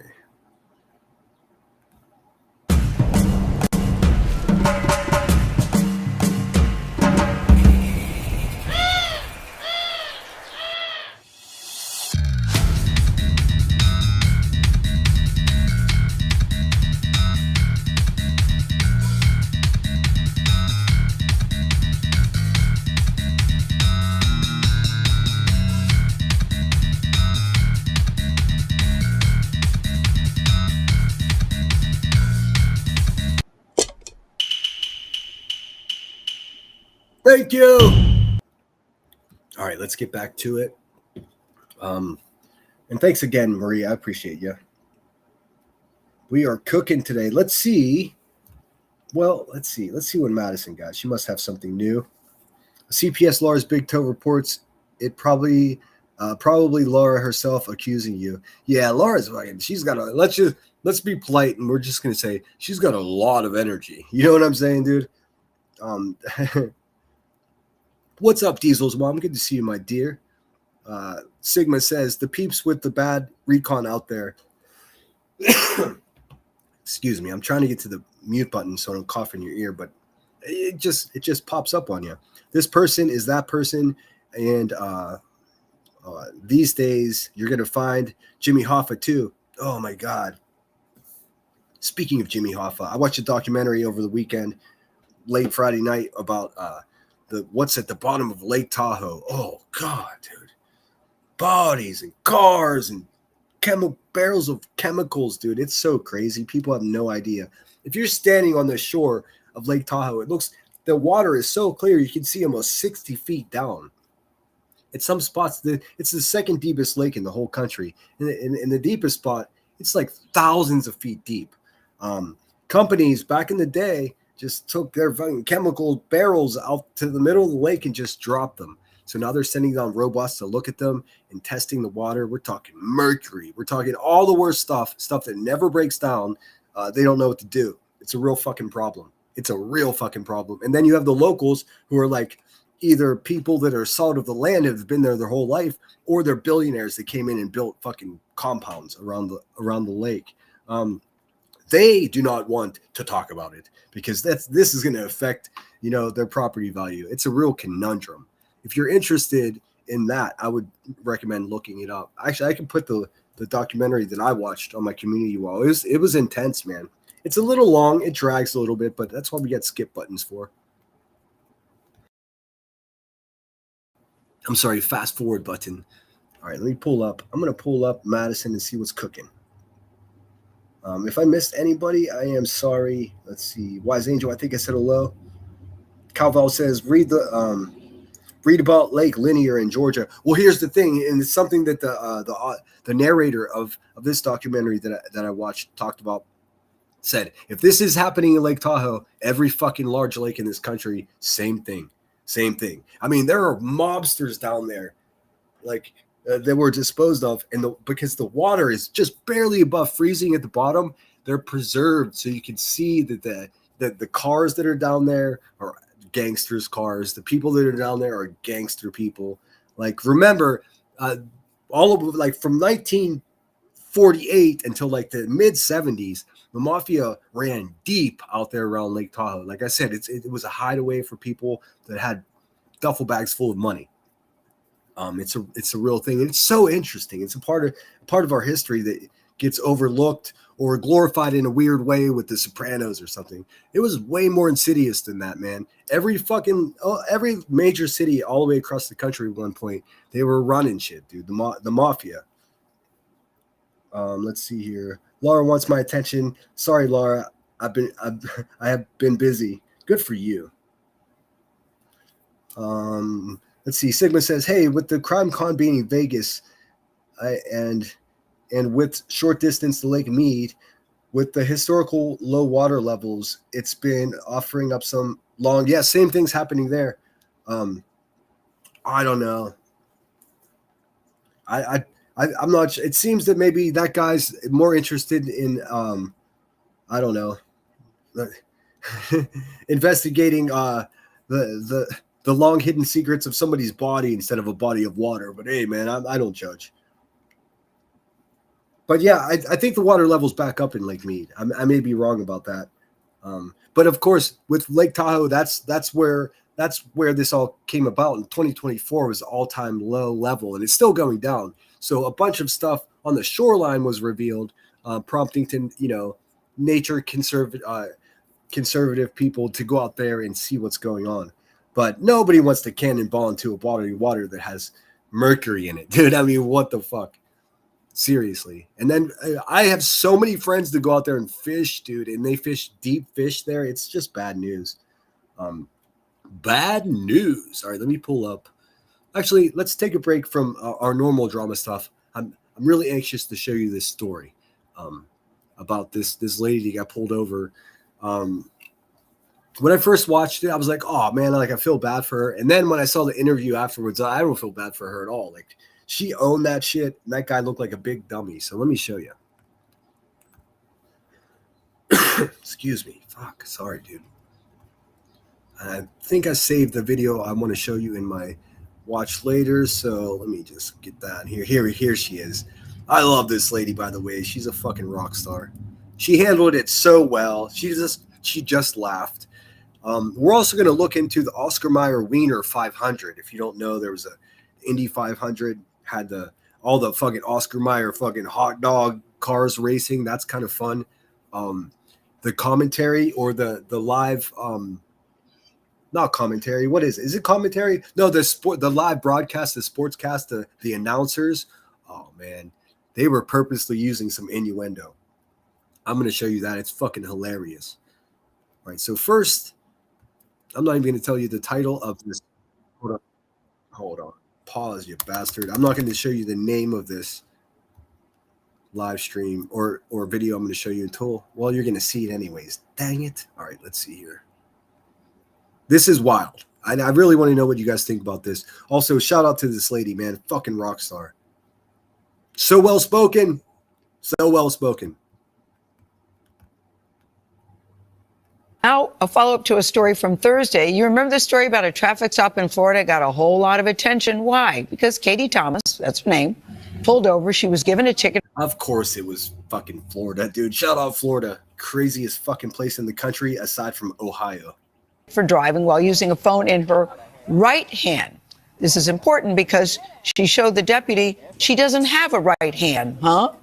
Christiane Benavides spoke exclusively to Katie Thomas. There is one part of this story that's unfucking acceptable. Let's see if they discuss it. If they don't bring it up, I'll bring it up. Thank you so much, Wonder Why. That's so kind of you. Dropping 10 on it. Dropping 10 on it. I try to reply to the Cash Apps as soon as I can. And just so you guys know, you're able to send me a little message. Like for instance, Wonder Why just said rest and feel better. Yeah, this is going to be a short live stream, and then I'm chilling the rest of the night. Because I'm serious about these, early morning news live streams. And I don't, if I rest up and take some vitamin C and drink some tea tonight, I'll be in good fighting shape at 7 tomorrow. Real relieved that it's not the vid because I felt like all the symptoms were there, even as much as like a stuffy nose with like my taste buds are off, but that happens with the normal cold and flu too. So I've worn myself thin, lots of stress the last couple of weeks, as you guys know. So, that's why I took yesterday off to do some R&R. I appreciate it. Oh, what I was getting at, just so you guys know that Cash at me, I can only respond in an emoji. I hate that. I would love to write a sentence back the way you are able to send me one, but I can't. So I just heart them or I put up the praise hands. Thanks so much, Wonder Why. As the latest, Christiane, I can't wait to hear what she has to say. I love this story. Gail, good morning. Well, look, Thomas told me that she holds no ill will towards the deputy, and she hopes this entire ordeal can be a learning moment. That I'll just say before we watch it, what I like most about her, and I'm not trying to make you biased, is she's like the anti-Karen. She's not a Karen, and in this position, she had every right to throw in that Karen hat and just fucking drive this guy's dick into the ground, but she did not. She was, you'll see. Hello, ma'am. Body camera video shows the moment Katie Thomas was pulled over by a Palm Beach County Sheriff's deputy in February. You drove past me holding the phone with your right hand, manipulating that phone. I mean, I saw you with 20 not. And she just laughed at him. She's like, so obviously not, dude. Like, what the fuck? And at this point, this is the only kind of love I'm going to show to the cop. At this point, he's embarrassed. He's embarrassed, but he should have conceded, man. He tried to stick to his guns. You'll see. He's like, obviously not, dickhead. Manipulating that phone. I mean, I saw you with 20 obviously not. The The deputy alleged that Thomas was driving while using her phone in her right hand, but Thomas doesn't have a right hand. Oh shit, I didn't see that footage. This is the first I've seen the footage from. I guess I didn't watch this properly. I was listening more than watching. But so this is his fucking dash cam, and he's saying this was driving while. Hold on. Let's see. Let's see if you could, in good conscience, say that you could see anything inside of this car going by. That's insane, dude. He's trying to meet a quota. These quotas are a big fucking problem, dude. They really are. Obviously not. The deputy alleged that. No fucking way he saw somebody using a phone, dude. No fucking way did he see someone using a phone. Come on, man. Come on, man. He tried to victimize this woman just to meet a ticket quota, dude. It's unacceptable. But what he does, watch. There's one part of this that actually makes me fucking hate this guy. But he's getting beat up so bad by social media right now. He doesn't need it from me. But he's a real dickhead for what he did to this lady. Watch. That Thomas was driving while using her phone in her right hand, but Thomas doesn't have a right hand. Initially was, oh, this is going to be funny, which is why I laughed, I cackled more like it. But then it became very apparent when he did not laugh or interact in like a friendly manner. The video shows the deputy continue to press the 36-year-old. I thought I saw you right. He should have dropped it right there. He should have dropped it right there. What's up, the real Samantha J? Welcome in, my dear. Always a pleasure. I hope you're doing well. The video shows the deputy continue to press the 36-year-old. I thought I saw you with your right hand. You had that hand up. The right hand. I saw you manipulate. So you didn't. With the right hand, perhaps not. Watching it after the fact, I realized immediately that I felt very uncomfortable. You've had this your whole life. My whole life. I was born this way. It's never going to change. It's never going to hold a phone. I had an experience. I had a neighbor that was missing a hand, or it was more than a hand. It was about halfway up his I'm losing my words right now. Much further up his hand, not to his elbow, but like maybe 6 inches below his elbow. That's where it was off. And he was a buddy of mine. You don't just say, hey, what happened to you? That's so inappropriate. But I got to know him. But I still never worked up the courage that, he didn't tell the story. Fuck, who am I to ask, dude? It got to the point because I lived next door to him for so long that it wasn't even part of the equation. I didn't even think about it. But when I moved, I'll remember him saying, oh, I'll help you move. And I'm like, oh, fuck, dude, this is going to be. I think I remember my buddy Bruce was supposed to come and help me move, but he picked up a shift at work and went. It was a killer, Friday bartending shift. So I was left on my own. So I was like, look at this. I'm stuck with a guy with one arm that's going to help me move. Like, what is this? This motherfucker picked up I had milk crates full of records because that's how I transported my records because I had so many. This dude picked, a milk crate, a square milk crate full of fucking records is heavy as shit. He just picks it right up. And I'm like, oh, God damn, dude, doesn't that hurt? And he was like, nah, man, I was born this way. I could do everything you could do. And I was like, holy shit. It taught me so much. I was like, no, it just looks like it might hurt. He's like, nah, dude, this shit's tougher than your hand is. I'm like, all right, bud. It's just going to be how it is. You did not have your phone in your hand. I did not. Hand to God, you didn't have your phone in your hand. Hand to God. This is the part that I hate. I'm a God-fearing man, but this is inappropriate, telling her hand to God. And then she puts her arm up with no hand on it and says hand to God. And then what he does next should have caused disciplinary action. I'm not sure if it did. I can find out. But this is insane. And this is his ego being hurt. And he's embarrassed. And he's just trying to be a fucking bully, dude. Hand to God. You don't have a phone in your hand. Hand to God. Cool. You have your. So she put her right hand to God, and I guess that hand wasn't good enough for God. So he made her raise her left hand and say hand to God. First of all, no cop should be telling you fucking hand to God shit on the side of the road, dude. Never. It's never appropriate. It's insane, actually. Look at this. Have one in your hand. Hand to God. The other hand to God. You don't have one in your hand. The other hand to God. Like what? What? Hand to God. Cool. You have your driver's license, registration, Yes, insurance with you. He did not recognize that as a sufficient hand to raise to God, which is ironic considering that's who gave it to me. This week, the officer requested Palm Beach County dismiss the I'm case. telling you, man, if we all had her fucking positive attitude, this world would be a better place. She didn't turn into a Karen. She was just like, well, this is the hand that God gave me, so what are you going to do? Dropping the $114 citation. Thomas hopes the now viral interaction helps people worldwide. I would love people to take away is that limb difference is normal. Somebody who looks different than you is normal. All of that is normal. Normal is whoever you're most comfortable being.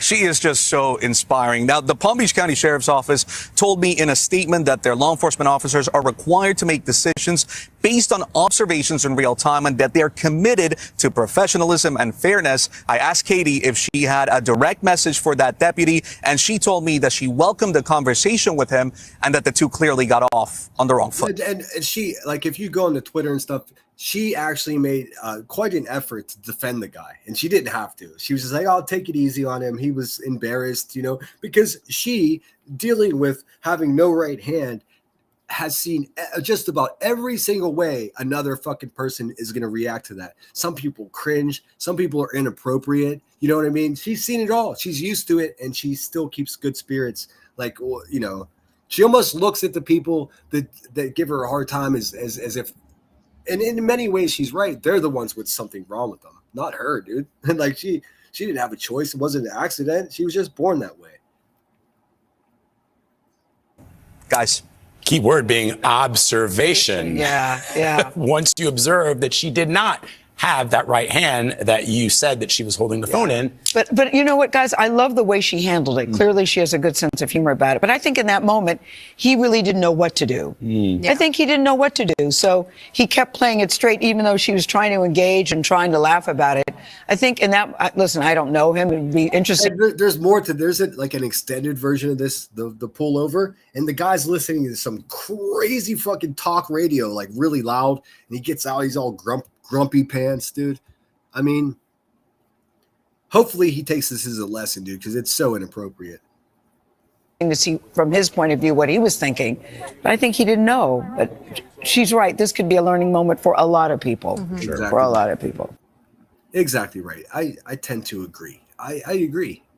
So that's weird. I mean, I wanted to share that with you. I was going to save it for the news stories tomorrow, but let's see. Let me look at chat right quick and see what we got. I just have a few other things to show you. Like I said, nothing too crazy today. We might have a quick look and just, you know what we could do? We could do 90 seconds of QB's Twitch from last night. And then we'll just have a quick listen. We'll see if she's as pathetic as she was last time we listened to her. And if she is, we'll move on to something more fun. Thank you so much again, Marie. I'm this behind in chat.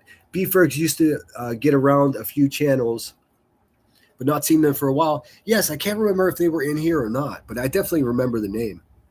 It's Infatuation. Yes, that's one way to put it.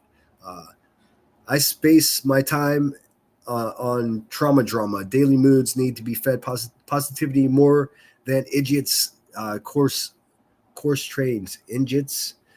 I think sometimes, and I might be wrong. Let's see here. And I might be wrong, but I think it's a good thing to interject some, positive stories into this shitty fucking corner of YouTube that I found myself in. So some of you appreciate it. That's all I can ask for.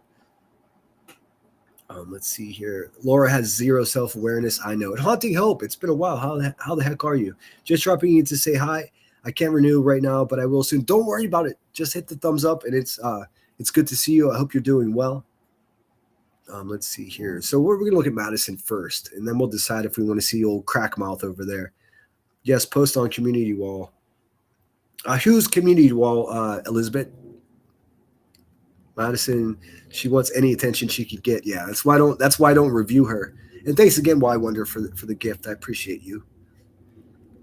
I just listened to a podcast where with Sammy the Bull. Oh, how cool is that? I listened to, oh man, what's his name? The guy from the actor. What's his name, dude? I listen to him every week. He's the guy from I'm a fucking idiot. It'll come to me. My memory's shot recently, but it'll come to me. It sucks that really important issues go untold. Yeah. I do my best. Let's see. So sad about Tahoe. It's been bad news for quite some years now. I was just out there, I don't know, maybe a year ago, and I just fucking jumped right in that water. I didn't even think twice. It looks so clean. There's no garbage. It looks so nice. Oh, excuse me. I'm pausing occasionally or muting occasionally to cough. He's a snitch too, Sam. Yeah, there's a what's his name, dude? He was in that. He was in a film, and it's a famous gangster film, and I just can't remember what it's called now. God dang it.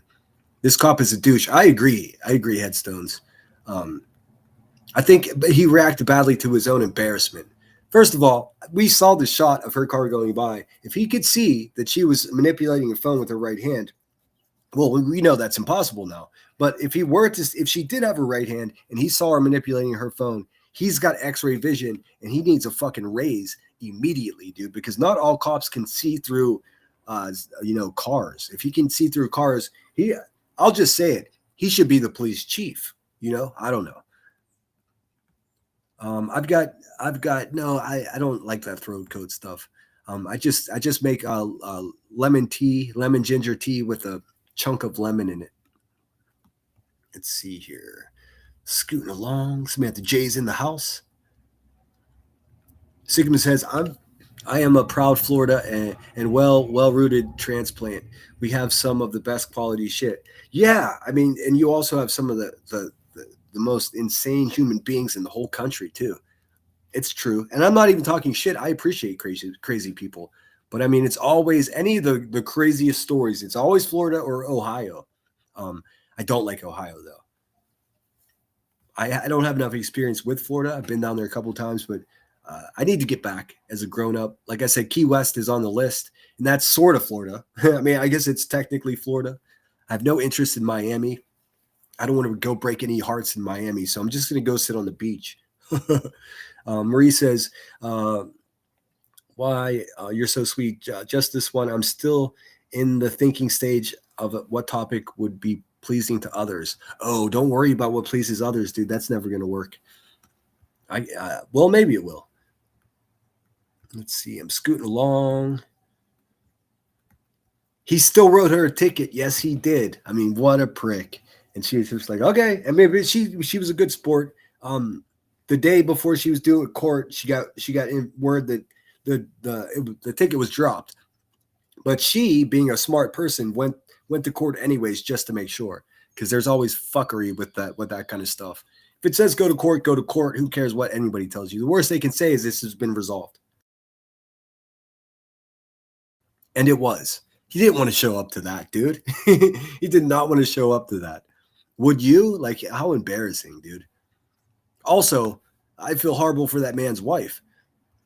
He was not professional at any time. No, he wasn't. Make Spider the Spider is in the house. She was so cool with that cop, and he was a D-Ock. I agree. Be real sad. The cop pulled me over, and I wasn't speeding or anything. I think he was hoping I didn't have insurance or something. Oh, man. I mean, I don't have no idea what race you guys are, but it's way worse for black people and Mexican people in this country, dude. If you don't know that or disagree with that, man, you're not being true. It just is, man, because I have friends of all shapes and colors and sizes and religions, dude. It seems like my black friends just get pulled over more, and it's not a figment of anyone's imagination. So I know. And the thing is, like, they're trying. A lot of times they actually have quotas. They should do away with this quota bullshit, because it forces guys to compete to see who can get the most of something. You can't get blood from a stone, you know. Lunatic says, I hope Good Karma finds her soon and gives her a free $100 or an extra week of off-paid work. Me too. Or her grass grows slower and prettier. Yes, he's, really cool. Gail, stop making excuses to him. Who's Gail? Oh, Gail on the show. Well, I share a little bit of her sentiment. Like, he was embarrassed and he handled it badly. See, you not only was his police officer training horrible in that situation, but also his home training was horrible, because he got embarrassed and his parents never taught him how to deal with being embarrassed, dude. He did it the wrong way. He doubled down. Never double down when you're embarrassed for being wrong, dude, because then you're just a fucking asshole. But put your hand to God. Oh no, your left hand to God. That for me, those are almost fighting words. You know, like I just, no way, dude. So it started out with him being embarrassed, but the way he handled it is the actual problem, I think, you know. Because if she had a right hand, she would have gotten a ticket, and she didn't do anything wrong. She did. That's fundamentally an issue here. Yeah, Gail King. Yeah, it was USA or CBS this morning or some shit. Evil Queen Yaya's in the house. Let's see. Elizabeth says, community post the documentary on. I will. I'm going to write that down right now so I make sure to send it. And there's footage. And there is some AI slop images mixed in with it, which I hate. But it's almost unavoidable now, which is a problem. Let's see here. I got to get. See y'all later. Okay, dude. Hope you're doing good. Be Real says, they are having problems with cops where I live, accusing people of DUI when the person's had stuttering problems. Yeah. I mean, that's a rabbit hole that's going to suck any joy out of my day. I know it happens. It definitely does. I used to watch Michael Franzese. You see, no, it's the guy. He was, fuck, dude. Name your top 5 fucking gangster movies. And one of them, he's the star of. And I just can't remember it. And I watch him on YouTube as well. I'll have to look through my fucking subscriptions to find it. Let's see here. McSpider the Spider says, health issues will suck the spirit out of you at times. Better days soon, dude. Yes, we're all rooting for fucking cheese and the shit he's got to deal with on a daily basis. Hakop says green tea is really good for you when you're sick. Yeah, it just has a shit ton of caffeine, man. I purposely am avoiding caffeine at the moment because it never helps me get better quick. I love green tea, though. Trust me. I learned of it while in Japan. Green tea is essentially just baby black tea, by the way. The caffeine's more concentrated because it, less of a. Ehrenyways. Sigma says, lovely Palm Beach County nonetheless. I live just south of there. Oh, don't dox yourself. Former state attorney Dave Ehrenberg must be read with secondhand embarrassment. Yeah, and this guy's really getting run through the gutter on the internet. So much so that even that lady herself is trying to interject and stick up for him. But like she said, she offered him a conversation. His union would probably never allow him to do a public interview with some lady that he fucked over, or tried to. They would never let him do that. But that would be something that I would actually love to see, But hopefully, maybe we're lucky and they'll have a conversation in privacy. I'm willing to bet. Well, I can only hope that guy learned a real serious lesson, dude. The internet's forever. If he has kids, they're embarrassed. His wife's embarrassed. I feel bad for that guy's wife, and that's all I'll say about that. I wish I could send more. We'll send you some good tea. I will DM you the kind I promise you will help. Okay. Okay. Evil Queen, I would never live there. I would never live in Florida. I would go there. I have some cop stories. Yeah, shady, so do I. I mean, that was really what I was into, like watching a lot. I used to get myself so worked up, man. I used to watch all those First Amendment auditors, and I know them all by name, dude. James Freeman, Direct D, all of those guys. San Joaquin, Valley Transparency. I used to be all about it. And then I realized that some of them were stoking fires just for content, but there's still good ones out there, man. There still are. And boy, is this country just chock full of cops that seem like they've had no training whatsoever, dude. I mean, really, that the further you get away from a city, the worse it is. It's crazy. Let's see. It's called driving while black. Yes, and it's not. It's a thing that actually happens. It may be worse now than it's ever been. That's the funny thing. Let's see. Cowbell says it's true. I'm light complected. I think you're saying complected. My husband is dark. He's been told to go back to Mexico. Shaking my hand. He's a 5th generation Colorado, and people are just gross. Yeah, I hate it, Cowbell. I hate it. Not Ray Liotta. He's older. He's older. He's an older classic mafia. One of the classic fucking Oh my God, it's going to drive me crazy. I will pull up my subscription list and go all the way through it with you. No, not Goodfellas, not Joe Pesci. He's a taller man, very distinguished looking. I can't think of his name. Not really. I love Ray Liotta though. I had the craziest dream one time, and it was like one of those dreams that I woke up and went back to sleep. I was riding shotgun with Ray Liotta, and we were gonna do some business, dude. We were gonna go handle somebody. I don't know what was going on. Not Christopher from The Sopranos. It's a Bronx Tale. It's the guy from the Bronx Tale. What's his fucking name, dude? God, it finally just struck my brain. One of you guys will tell me, or here I'll just look. Let's see. Who was the actor from the Bronx Tale? Fucking Chaz Palminteri, dude. Fuck, I can't believe I didn't remember that. But he has a bunch of mafiosos on his show. Chaz Palminteri. You know what? Fuck it. This is my live stream. I'm going to show you Chaz real quick. Give me a second. I love his... I can't believe... I feel so bad I didn't remember his name. He has his wife on there. His son produces the show. It's fucking amazing, dude. The name of his podcast is The Chaz Palminteri Show. Here, let me show you. Let me show you what he's working with. I love this guy.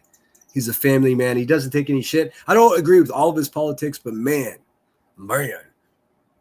Here we go. Let's see here. 101,000 subscribers. I've been subscribed since he first started it. He does live. Wait. He did live streams. They're all gone now. Maybe he doesn't do that anymore. Let's see what he's got here. Plaque and Stories with Squiggy. I don't know who that is. See, he's always got mafiosos. This old guy on there is a mafioso. Let's see. JoJo and Nikki Scarlato on acting, family, and culture. It's really cool. It's really cool stuff. If you're, if you're from the Bronx and you're Italian, you're already mad at me for not remembering this guy's name. Brooklyn Pizza and Growing Up Italian. Hey, I'm not Italian, but I appreciate the culture. I love mafioso movies, and just imagine the people that Chaz knows, man. Here's a great one. 3 weeks ago, is it better to be feared or loved? I mean, these are big questions, dude. Big questions.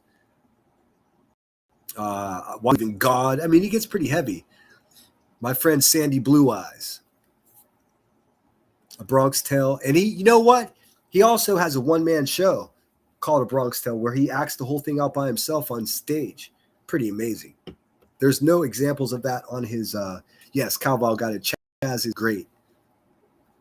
Incredible. He has his daughter on there, a father and daughter conversation. Look how pretty she is. Why success attracts temptation. We all fucking know that's true. I'm just going to find a clip of something. My favorite, I've seen every single one of these. One of my favorite ones, there's his thoughts on assassination of Charlie Kirk. Like I said, not everything he says I agree with, but still just a wealth of knowledge, man. Let's see here. I'm trying to find when he tells the story about writing the script for Bronx Tale. Oh, look, he's got Chris DiStefano on there, or DiStefano, depending on how you want to say it. We'll watch this just for a minute, just to give you an idea of his vibe. I do Letterman. Comes out the next day. I get a knock at the door. I love Chrissy D. He's one of my favorite stand-up comedians, dude. He's hilarious, dude. I love Joey Coco Diaz. I do. Joey Diaz's stories about kidnapping his cocaine dealer is I can't stop laughing when I listen to that shit. I know it's violence and it's insanity, but when he says it, it makes it so much funnier. Detectives at my door. They said, well, don't he play on Law and Order? I think he might. He still works a lot, dude. Yes, the Bronx Tale was based on his life. He wrote the original script for it. well, we work for a branch of the New York City Department of Education. You are guilty of theft of service. That's a great intro. I mean, really, this guy should have fucking millions of subscribers on his YouTube channel. For real. All right. Excuse me, folks, but I have some allergies. Sorry about it, but I got a guest here today. It was one of those guests that was at my house. I said, oh, no, I'm getting you on my podcast. I had him once before, and he broke the internet. And I said, I'm getting you again. Yeah, if you guys aren't familiar with Chris DiStefano or DiStefano, he accepts it both ways. Do yourself a favor. He's a hilarious New York comedian. I've been following him for years, man. He and his wife, I think they moved to Long Island. They hated it. They moved back. He keeps buying houses and fucking just dreading having to afford paying for it. It's the funniest shit ever because, well, I guess when I first started listening to him, he was just really, really starting to pop. Like so many of these comedians that utilized their resources during the pandemic and started podcasting on YouTube. So that's where I became aware of him. And man, all these guys have just blown the fuck up, dude. It's so good to see. But it's starting to taper now. So those who didn't invest properly and put their money in the right place are probably starting to panic a little bit. I have a feeling that Chrissy D is not one of those guys. But before I bring him on, welcome to the Chaz Palminteri Show every Monday at 11 o'clock. And I'd like to say, if you want to see my one-man show, the show that started it all, show that I did on Broadway, I take it all over the country, starting again in July. John, what are my dates in July?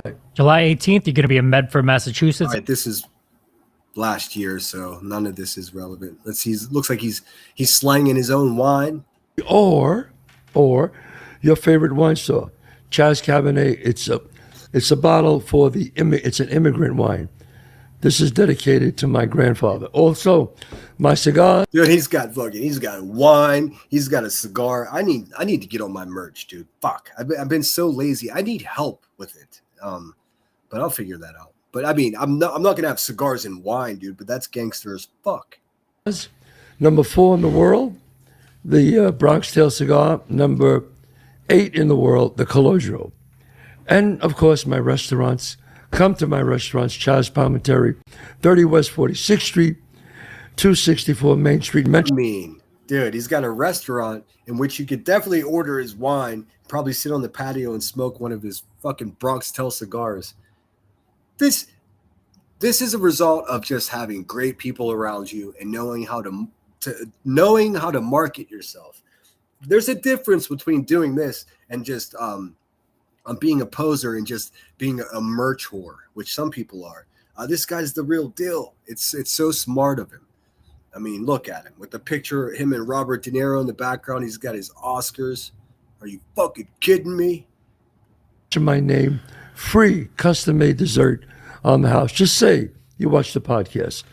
So, my guest today, the man is killing it. He's the hot. Yeah, just fucking say you watch my podcast and you get a fucking free tiramisu, dude. What's up? That's incredible. I always like to say he's one of the great, hottest comics today because there's a lot of great comics. But I put him in the top 5 that are happening right now. If you're really looking for something special to watch his one-man show, dude. If for you ladies out there, tell your husband I got something awesome to watch and fucking sit down and watch it. It just showed right there on the screen where it's available. Let me just go back a second so you guys can see Apple TV, Prime Video, and whatever Fandango I think that is. Today, because there's a lot of great comics. But I put him in the top 5 that are happening right now in the world. Selling out everywhere. Going to be in Madison Square Garden, 9/11. That's right, 9/11. He will be there. All right, I'm gonna skip ahead a little bit because I mean, in the spirit of fair use, I don't want to just play this guy's stuff. I do want to show you Chrissy D. If you've been watching me for a while, you already know this is one of my dudes, man. He's hilarious. Because my cholesterol is 300, like freaking Gerard Butler. Like I'm fighting the Persian army. My cholesterol is insane right now. So we can only have half of Gianna's wonderful raviolis, and then we'll just eat salad and statins. Salad and statins. Salad and statins. That's our new podcast, Salad and Statins. I like that. So Chris, I mean, you've been on the road a lot. I've been on the road. Well, I was home for a little while, but now I'm going to go back on the road. I'm going to Washington, D.C., North Carolina, South Carolina. What I really want, what my dream is I want to just do shows in the original 13 colonies.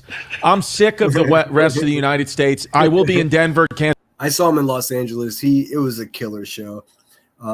Shady said, I need to go to a live comedy show again. I am craving it. Everyone is going on tour this summer. So, yeah, I mean, you'll have a chance to see anybody you want. I'm pretty stoked, too. I want to see Theo Vaughn so bad, dude. He's quickly becoming one of my favorites. I've been a fan of him for very long. He had me panicking when he had all these crazy fucking politicians on his show and said, I was like, no, please don't do this to me. But it seems like he had some hard days and came to his senses, man. So shout out Theo Vaughn. To city, check those cities out. If you see me performing, if you go to ChristyComedy.com and you see your city on my website, just know that I love that city. If you don't, just know that I hate that city. And I want to go back to America the way it was, original 13 colonies. That's what I want. That's what I'm looking for. Okay. It's always jokes, so don't take it too seriously. He has a show with I can't remember his co-host. He has another show called the History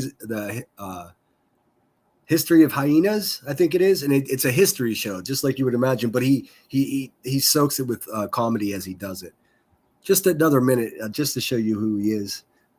I've seen Cat Williams many times. I've never got to see Cat Williams. I got to see Dave Chappelle twice. I did get to see Robin Williams. Fuck, dude, my memory is so fucked up. George Carlin. I saw George Carlin at the Arlington Theater in Santa Barbara. It was really slick. I think if I remember correctly, it was just a couple days after I saw Marilyn Manson, and just the way the universe would have it, I had the same exact seat for both shows. Drastically different shows, let me tell you. I was like 4 rows back in the center. And that must have been, I don't know, maybe just under a year before George Carlin passed away. He crushed it, dude. He crushed it. Also, I went to see fucking Cirque du Soleil Love, the Beatles thing, at the same theater, same fucking section, one seat to the right. Like, and it was random. I didn't ask for these seats. Just when I bought the tickets, that's where I was to sit. It's getting the world's better. changed. It's changing a lot now. Most people now, because it's exhausting to do it the other way. It's truly exhausting. Is it getting better? Yes, because even for the audience, it's exhausting to be offended by everything. It's like now you could just see a guy like this, just being so upset about a joke, and she's like, "Can you stop?" Yeah, I get to see Chappelle in Cleveland. He has a brand new comedy club in Yellow Springs, Ohio. Very fucking cool. Very fucking cool. He also bought the whole town. It's a very interesting story. Stop being gay, sir. And you could just say that and people will laugh. You'd be like, can you just stop? Really? Can you just stop with the being offended by everything? Because I know that you're lying. I know that you're trying to make believe you're offended. No. Dave Chappelle is from Washington, D.C. His dad is from Yellow Springs, Ohio. That's why he moved there. Got him. You think that's what the girl sitting next to you, that's how she'll fuck you, as if she thinks that she's not. She thinks you're gay. And we know you're gay because I downloaded Grindr and your name keeps popping up. So, like Jerry Seinfeld would say, it's getting a little easier. Yes, things are getting easier now. But I mean, comedy, All right, you get the idea. That's Chris DiStefano and Chaz Palminteri. Oh yes. I'll. You know what? This is my fucking show, and I'm going to show you, Shitty. Look, I'll show you. Let me get rid of this really quick. The reason I keep stop sharing screens is because I try to maintain so you guys don't see what I'm watching, dude. You don't want to see my long list of people that I hate watch. All right, let's see. Dave Chappelle's new club, and he's been courting a bunch of comedians. Anytime a big comedian or that Dave Chappelle respects comes to Ohio, he's been just calling them an hour before their show and saying, "Hey, when your show's over, I'm sending a car for you. You got to see the new place."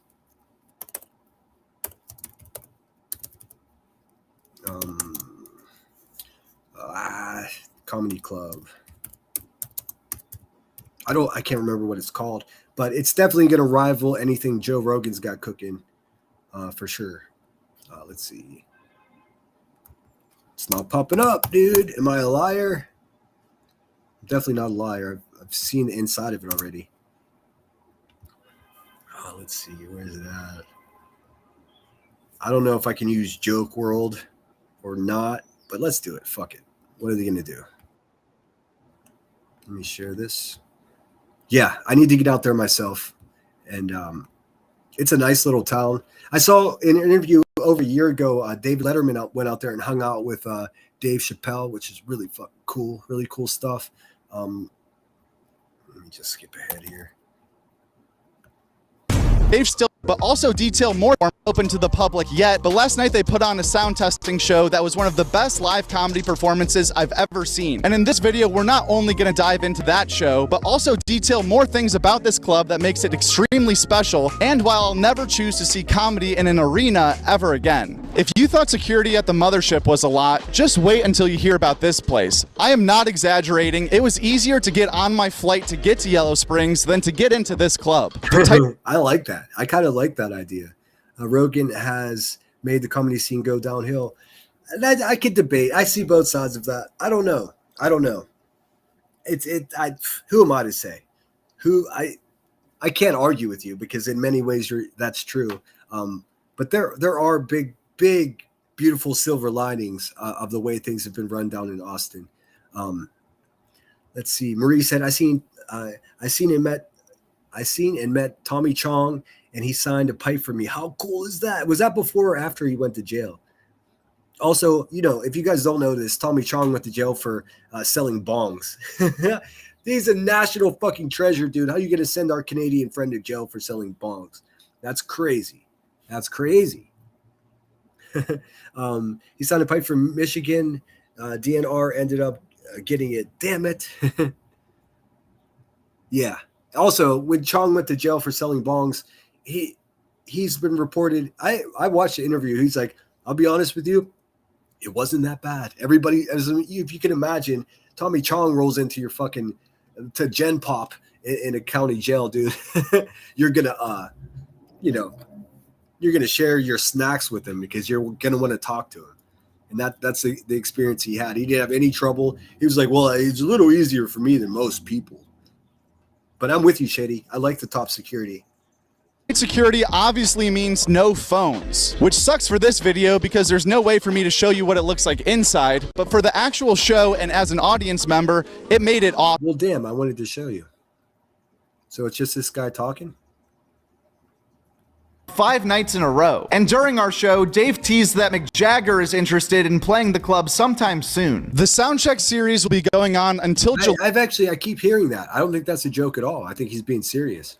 July when this club is officially open. Right now, they still have no name, no liquor license, and no website. But the rumor on the street is that it will be called Live from YS or Live from Yellow Springs. The inside of the club is brand spanking new. Everything is made out of brick, given that it's a converted firehouse. The ceilings are low. The chairs are lined up directly around the stage, row by row, with 0 tables. Beautiful, by the way. If you don't know this, stand-up comedy should not be done in a fucking stadium or in a building, in a room with tall ceilings. It should be low ceilings. It's vital to the art of stand-up comedy. Or gaps. It's as intimate as comedy can get from a fan perspective, which is very cool. But the amount of security guards posted up at every door made you feel like you're sitting in the White House, which makes sense given the amount of lunatics who hate Dave Chappelle. But it was pretty comical to see 12 guys with earpieces in constantly scoping out a relatively tiny room. Witnessing Dave Chappelle on stage loose and in his home club in his hometown felt like watching him at an open mic. He clearly... All right, so I'm kind of bummed that they're not showing us the inside of the place. That's really what I wanted to show you. I'm thinking about it now. I'm not sure I've ever even seen the inside of it myself. So let me just go back and see. No, that's Dave Chappelle of Joe Rogan's club. Man, that's how secret it stays, dude. And, Dave Chappelle's father is from Yellow Springs, Ohio. So there's a great amount of pride. He went back home. He has contributed millions and millions of dollars to this community. He restored the local NPR radio station, NPR or is it public broadcast? Whatever the public broadcast radio station is there in Yellow Springs. It's a historic station, nationwide respected, and they were going to have to move out of Yellow Springs because the building they were operating out of, their studio, was in disrepair. He bought the whole fucking building and turned it into a community center and gave them a brand new fucking studio to broadcast from. It's angelic, dude. It's angelic. You don't have to agree with the man's politics to understand that he's one of the best Americans there are, dude.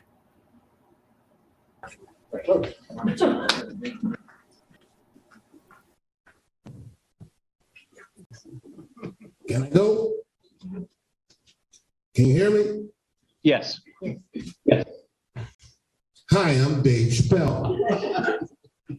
I just want to say, and Marianne, I can talk to you about this privately.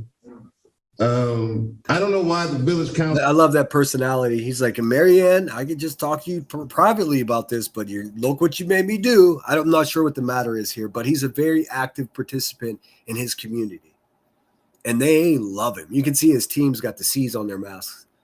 And this is back in 2022, so I'm not sure what it's about exactly, but also this man's giant. What is going on here? And I can talk to you about this privately. I don't know why the village council would be afraid of litigation from a $24 million a year company while they X out a $65 million a year company. I cannot believe you would make me audition for you. You look like clowns. I am not bluffing.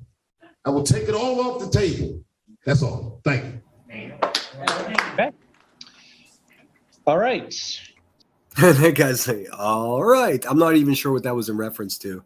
But he's just been, I mean, and look at me, I can't spell his fucking name right. What an asshole. You know what? Like I said, this is my show. I'm going to show you a little bit of this interview. It's a tricky name. 2 P's, 2 L's. Let's see. Let me see. He just did a great interview that explained a lot of. See, this is it right here. We can't watch all of this, but I super urge you to watch this if you're interested in this guy and what he's up to here. It's pretty badass. My favorite part of my evolution was when I quit. There's certain things that I became in that time that I love about myself.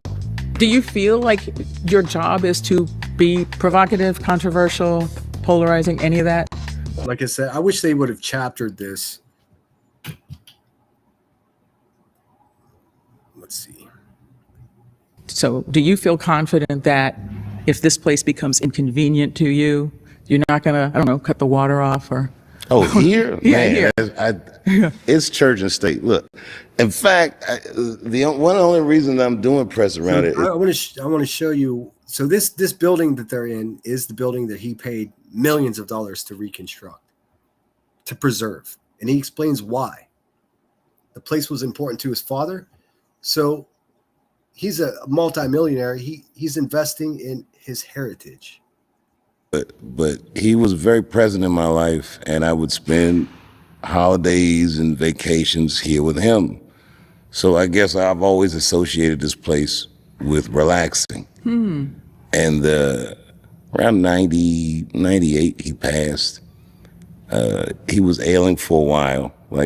So for a year, I would drive back and forth from New York to Ohio. And at that time, there wasn't a hotel here. There was nowhere to stay. And so I ended up buying a house. It's a small place, and so I could see my dad out. What's up, Roland Nomad? Good to see you. How you doing? Says Roland. I've been loving your posts too. You crack me up, and I freaking love the La Boo Boos. Oh my God! I wrote a joke about B Tim, and this is a bad dad joke as well. But I was just walking down the street the other day, and I saw this car drive by, and I was like, man. If that car was a person, it would be B. Tim. It was a PT Cruiser. If B. Tim was a car, he'd be a fucking PT Cruiser. Boring and slow, not very impressive, not going to turn the heads of the ladies at all, just fucking beep, beep. And then when he passed, I left New York and moved into the house and kind of packed up show business and didn't go back to New York till I did Chappelle Show. But I've just been here ever since. Yeah, but you could live wherever you want. This is like a heart place for you? Yeah. Well, I think early at that time in my career, I didn't know that I'd do as well as I did. And I figured I should build a lifestyle for myself that I can afford for a while so I could be more adventurous with my career. And well, I've also heard you say that you can feel normal here. Without question. What is that? Tell me what that means. Nobody here really pays attention to what I'm doing out in the world. It's hard. I don't know what that's like for them, but I'm just a local here. In a small town, everyone knows everyone anyway. And they knew me poor, they knew me rich, they knew me in all these different incarnations of myself. So there's just a baseline. If you didn't catch what he said, basically every summer he'd go. He lived in DC with his mom, but he would travel to go see his dad. They still had a close relationship, even though his parents were divorced. So he's been going there like every summer. Like he said, he equates the place with relaxation and love. So it's so cool. Not enough of us respect our heritage and where we came from and what our people are about, man. And I love that he is that guy. I urge everyone to do it if you can. We can't all go buy firehouses and buy diapers for a whole town, but if you can, you probably should. Of normalcy. Everyone kind of grew up together. We watched our kids grow older together. And we all kind of segue in life together. And did you hear Miss So-and-so pass? Did you look after each other. It's a real feeling of community here. And you can just go to the store and get your whatever without. I was grocery shopping before I came. Is that right? Yeah. You didn't bring us anything. What'd you bring us? Oh, I didn't bring no groceries. You didn't bring us anything. But I mean, really, you can just go to the store and get a milk and don't have to worry about somebody putting a camera in your face or no disrespect to cameras, but I'm just saying you can just go do your thing without feeling like you have to get dressed up or I'll take it even further than that. I feel like locally my privacy is something people feel they need to protect. Like if someone comes up like, hey, where's Dave Chappelle? They're not gonna, they just look out for me. They look out for my kids. They look out for my wife. I know their families. If they need stuff, they can call us. And no one here is a complete stranger. That happens very rarely. Now, the town is a tourist town, so there's always people around that I don't know. But I like that as well. I love people. I'm not living a hermit's life out here. But the rest of my life is so chaotic and so large and dramatic and palace intrigue and whatever it is that happens in show business. That I connect with the simplicity. I do have time to think. I have time to read. I have time to hang out with my friends. It's a nice, it's a nice life. It's a nice balance for what my life is in total. In your recent Netflix special, The Unstoppable, you were talking about Yellow Springs, and you said, I'm not a public servant, I'm a capitalist. But you're a capitalist, and you came in to give a major boost to a public radio station. So is that an investment? Is it a service? Is it a philanthropy? Is it maybe all of the above? When you think about what a comedian does for a living, I'm successful because people take care of me, because they believe in me, because they buy tickets and get babysitters and go through trouble to come see me. And so I treat it like it's reciprocally special. I love being there as much as they love being there. And I think it's important for an artist like me. I'm not putting this on all artists, but for an artist like me, that relationship is something I'm true to, in the sense that. I mean, who's better than Dave Chappelle, man? If anyone can listen to this and have a negative opinion about him, you're just not as human as I am or something. I don't know. What a guy. It's good that I demonstrate that I don't take it for granted that people are protective of my privacy and my community, or that we have a radio station that tells our stories. Like my son interned at WYSO, and it ignited things in his mind and gave him aspirations that he didn't have before. I don't want to talk all about what his dreams are, but I'm just saying, here, this station really does touch our lives. It's not just radio here. I'm going to leave it there. I urge you guys to watch the rest of this. And give me a second, and I will drop this link in the chat really quickly. Because she holds him to task. She asks him questions like, well, you've invested so deeply in this radio station. If you were to do something as a controversial, stand-up or public speaker, and this station, are they going to feel obligated to toe the line and support you, even though, or if this radio station says something negative about something you've done, are you going to pull back on your investments? And he explains eloquently that he would not. No. It has nothing to do with that. He's not trying to control media by investing in his own hometown. Like you said, his own son interned there, so it's a special place to him, absent from anything else. What's up, Summer? Good to see you. Is Chappelle wearing an Afro Man shirt? Is he? I can't. I think it's Marvin Gaye. Let me look. Yeah, that's Marvin Gaye. Just as good. Have a great one, Elizabeth in the garden. Good to see you, and have a great Sunday. And I'm going to leave that there. I don't want to squeeze this content like it's well, whatever. You know what I'm saying. I don't want to overuse this. It's a very long interview, but just as interesting from start to beginning. I assure you. Let me share that in chat with you. Look at that. How in the world did I lose 3 subscribers with this live stream? Some of you guys are about as fickle as a motherfucking pickle. Let's see here. Here, I'll share that in chat.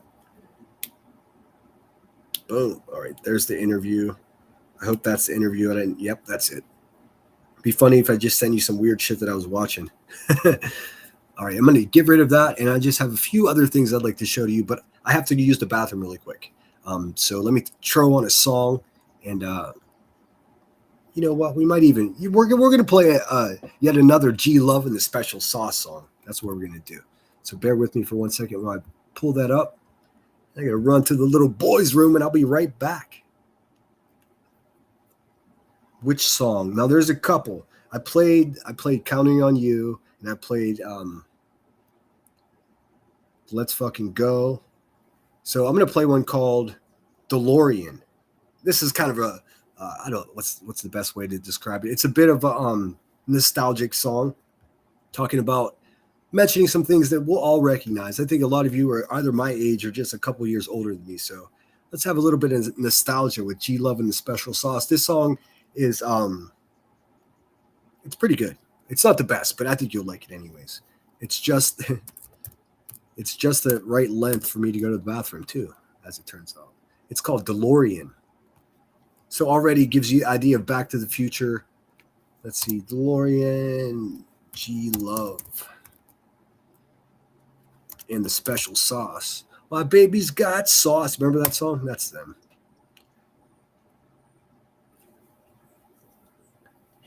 Oh no.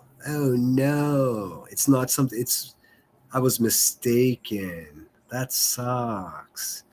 It's actually not. It's not a song I can play, I don't think. Give me a second. I'm going to play that shit anyways. Fuck. If you guys are like going back for old live streams and you're like, why is the chat gone? It's because I've been forced to delete stuff, songs and whatnot. But we're going to play it anyways. This is called DeLorean, and this is featuring the Elevators, G Love and the Special Sauce, and Brother Ali, which is another one of my favorite rappers. Not ironically, a one-time member of the Rhymesayers, who is the record label that's owned by Atmosphere, someone that I play often here. It's all connected, man. So this is exactly 3 minutes long. Go get yourself a beverage, refill up your popcorn, and I will be right back.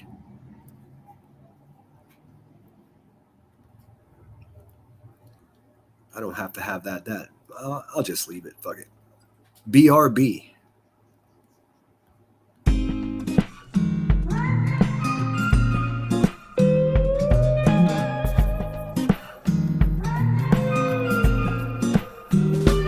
I remember Big Jackie Jones and her mother. She was always stoned, getting high with her brothers. They were always laughing, going crazy about the river. I wasn't allowed out to make it home to dinner. I remember Frankie White always fighting by the ocean, always talking shit, always causing a commotion. Though he never won, he was always down. So I got to give it up, I wonder where he is now.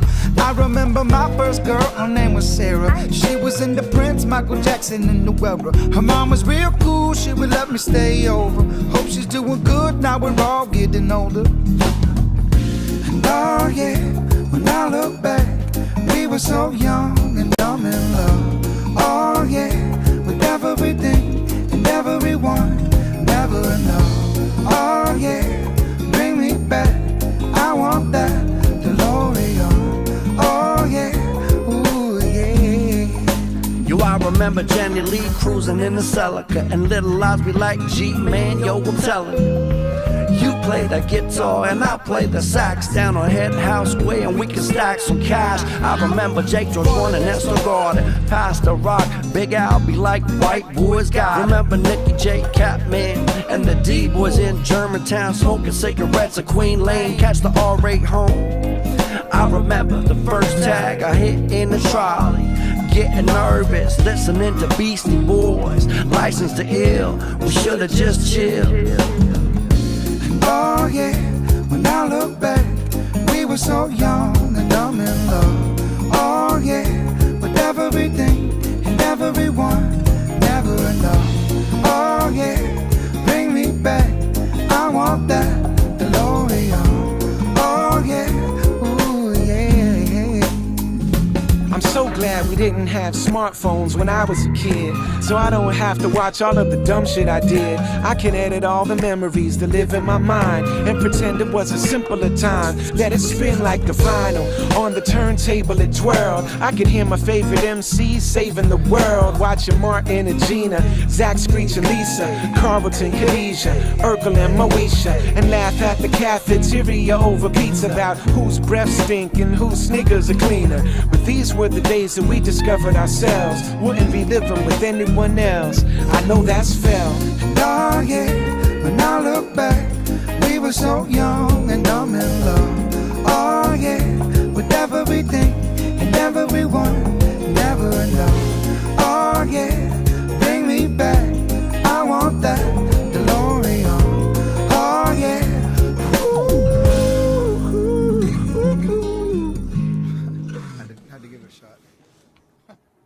I know it's a little bit cheesy for some of you tough guys out there, but yeah, no, what can you do? And I will play Under the Bridge for you, Shady, at the end. That's one that will get my ass shut down, but you know I'm a team player. All right, let me get rid of this really quickly. What shall we do now? Let's see. I have an idea. Let me go to my watch later. There's just a couple more things I wanted to show you.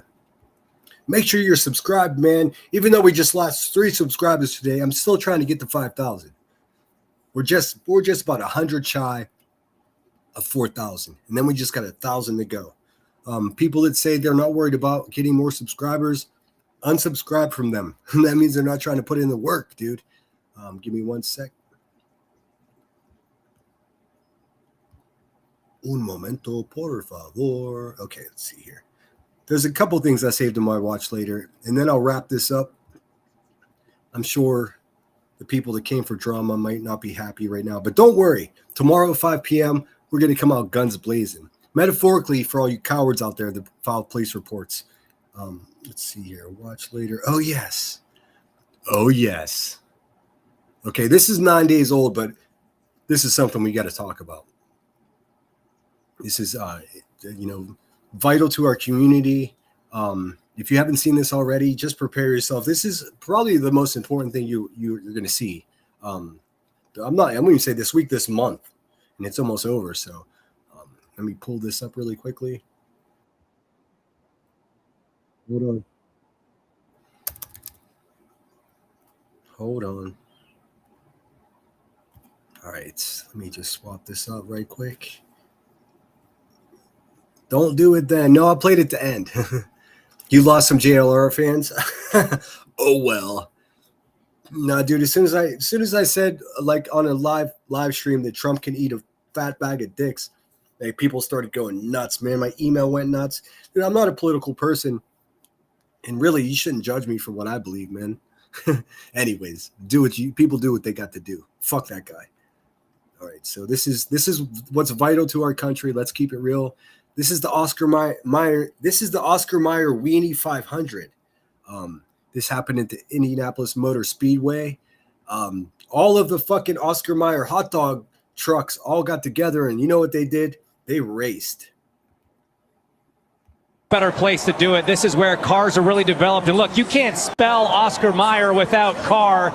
This is where cars come to prove themselves, and these Weenie Mobiles are no different, guys. We got 6 of them lined up, and it's going to be a phenomenal race. It's going to be I mean, this is incredible, by the way.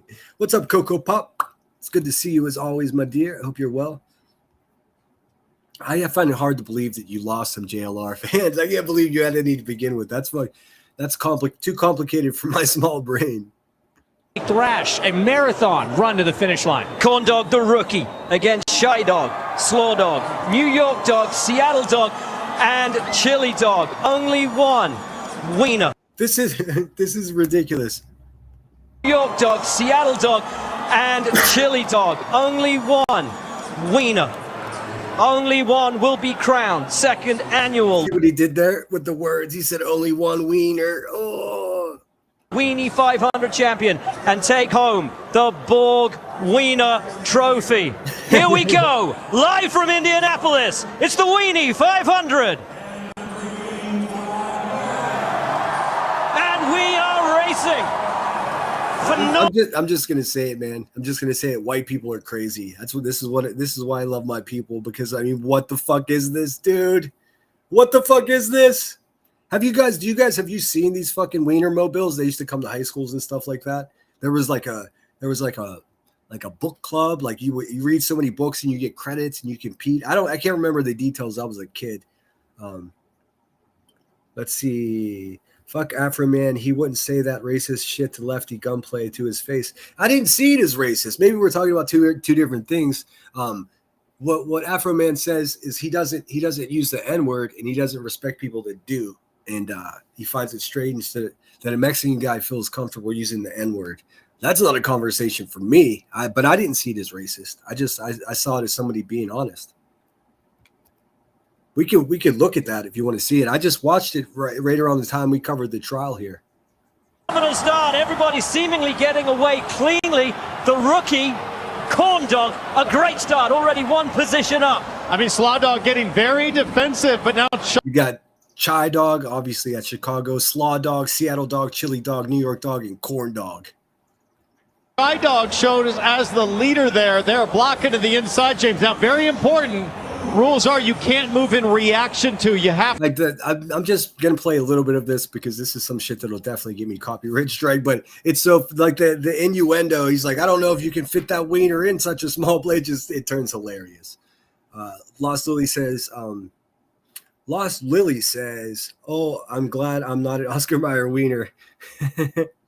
Tiny D is in the house. If True weren't in this race, he'd start premature. But yeah, Elevated Truths. Diok doesn't work, dude. And somehow he's so mad about it, he wanted to tell us over and over again. How fucking weird is that? Bummer, dude. To anticipate, you got to get your weenie to the inside faster than they can make the move from behind. Yeah. I mean, come on. Tell me these announcers are whatever, dude. You get it. That's the key there, Townsend. And you see the conditions here so much different than last year. This cloud cover, cooler temperatures. Does that play advantage to the Chili Dog? We talked last year about. Hey man, Cheese, out of respect for you, man, I took a note to rewatch that. Maybe I wasn't attentive enough, but I didn't see it was that way. Slippery wieners. Conditions this year. He said slippery wieners. Am I allowed to show this on YouTube? We talked last year about slippery wieners. Conditions this year are slippery, not yet wet, but how does that make the handling of your wiener different? Well, you got to look at the dude, this is real. I mean, this is so out of control. Like when I saw this, I was like, did somebody spike like my lemonade? Did somebody put hallucinogens in my lemonade? Because I have no idea what this is. Yep.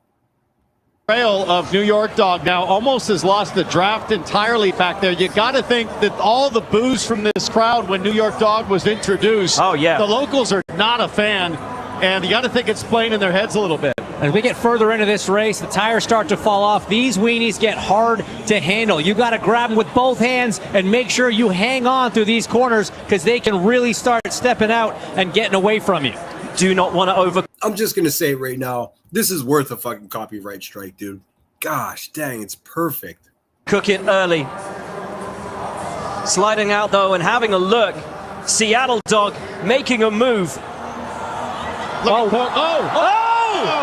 That's a block, Townsend. That's absolutely a block. That is a dirty wiener. I don't think I can endorse that kind of. I mean, okay. fuck. Don't be a dirty wiener. Behavior. They were buns to buns coming off of 2, and that was not right. That was guys. not right. That was. But it killed the momentum. It killed the momentum. And Slaw Dog, your defending champions, making a move. Can they stuff it up the inside? What a silly sausage. Shy Dog loses the lead. Slaw Dog back in front. It's wiener on wiener action here. 5 very much still in the race. But I am watching Corn Dog.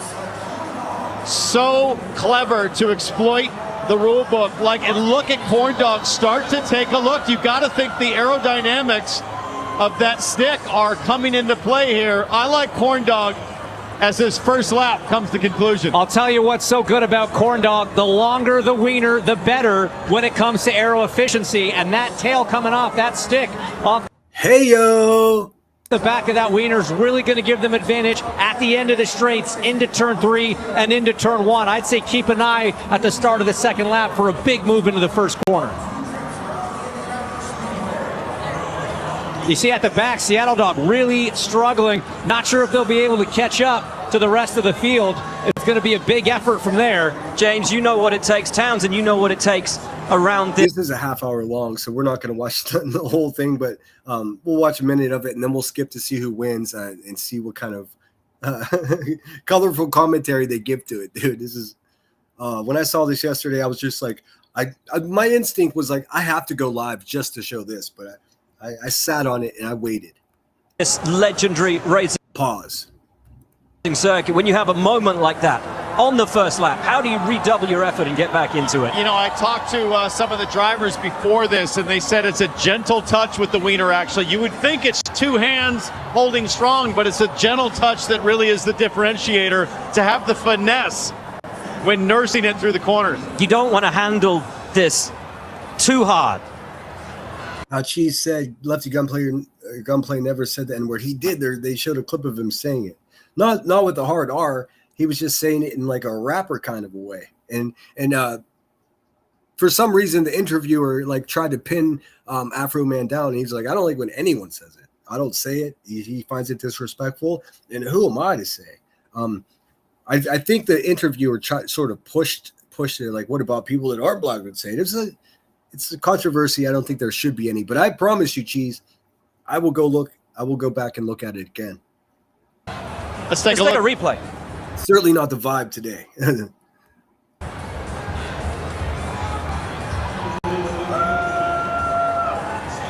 Here's the replay. That is naughty. Wow. I'd be shocked if race control doesn't step in and have a penalty to that wiener. I mean, there's edging, and then there's just being blatant. And as we stand here on the front straightaway, we will watch these wieners go blowing by with authority. Slaw Dog.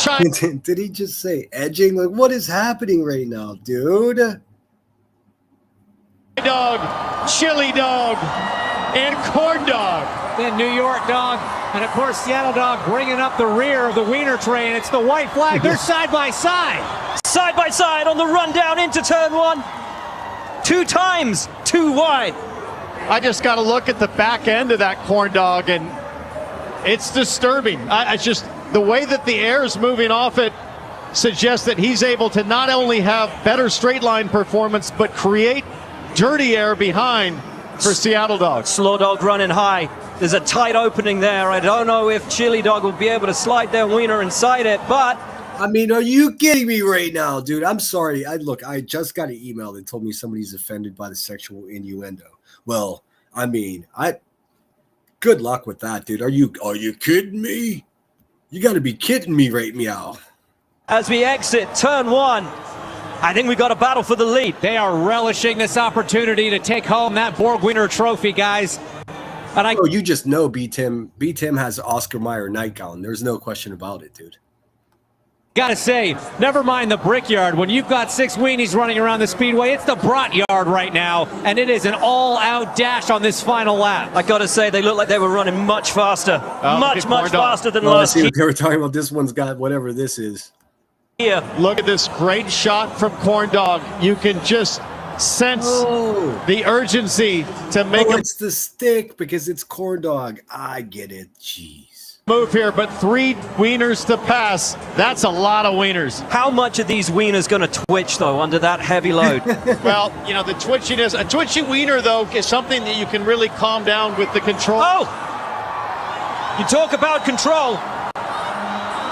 Right up the inside now. Side by side as they come All up. right, I can't.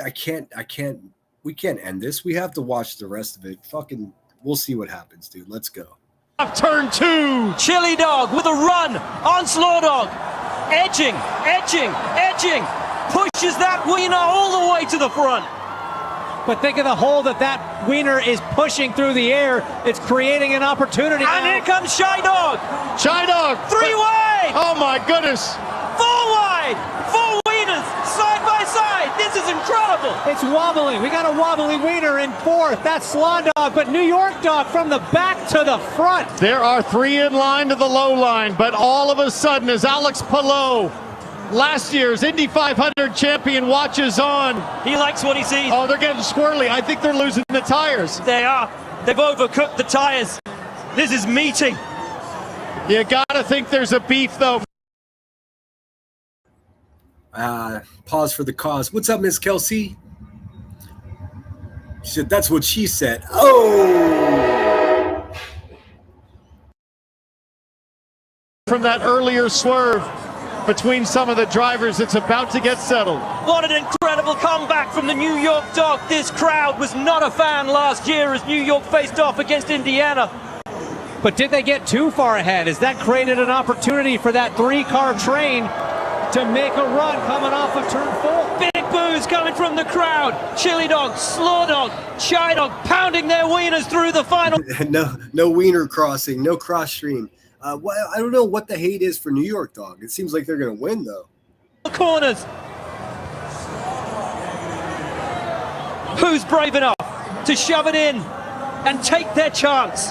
You see that big lead that New York Dog has? That's a bold strategy, Townsend. Let's see how it works out for him. I'm looking at that aerial shot, and I'm seeing late speed from Corn Dog thrusting through turn 4. It's not over yet. He did say thrusting, dude. What is going on? And why is there just a cluster of people up here? Where's everyone else? It's never over at the Weenie 500. Look at this. 6 wieners. Tip to tip. They've been pounding around this racetrack, trying to settle this score, guys. Slaw Dog desperately wanted to retain that title. I'm not sure they got it. New York Dog hanging on. Oh, no. Who can force the wiener to the front? The gap is massive right now for New York Dog. Who's going to edge it? Corn Dog right at the back. I don't think they've got a chance. Chili Dog's in with a shout. Slaw Dog's in with a shout. New York Dog has the run to the line. Here comes New York Dog.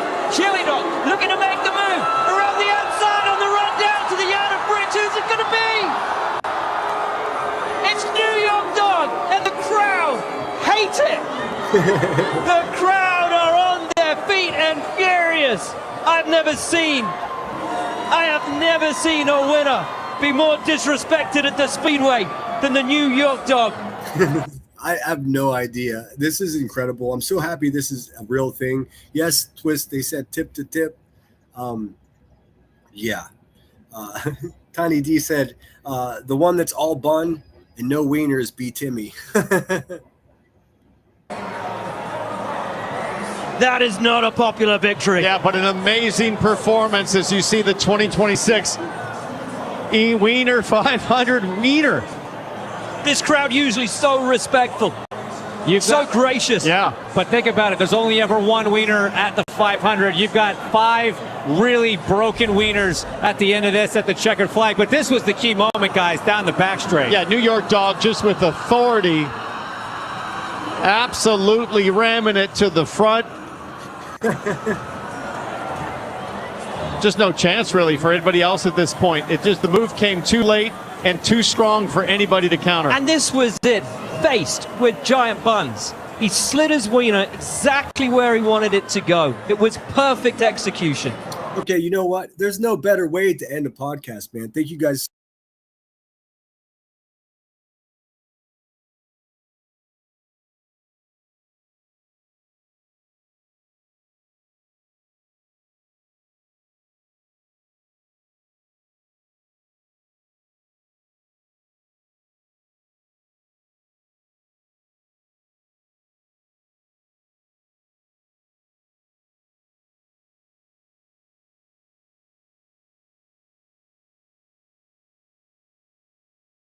I was muted. I was talking and talking and talking. I don't think there's a better way to end a live stream than that.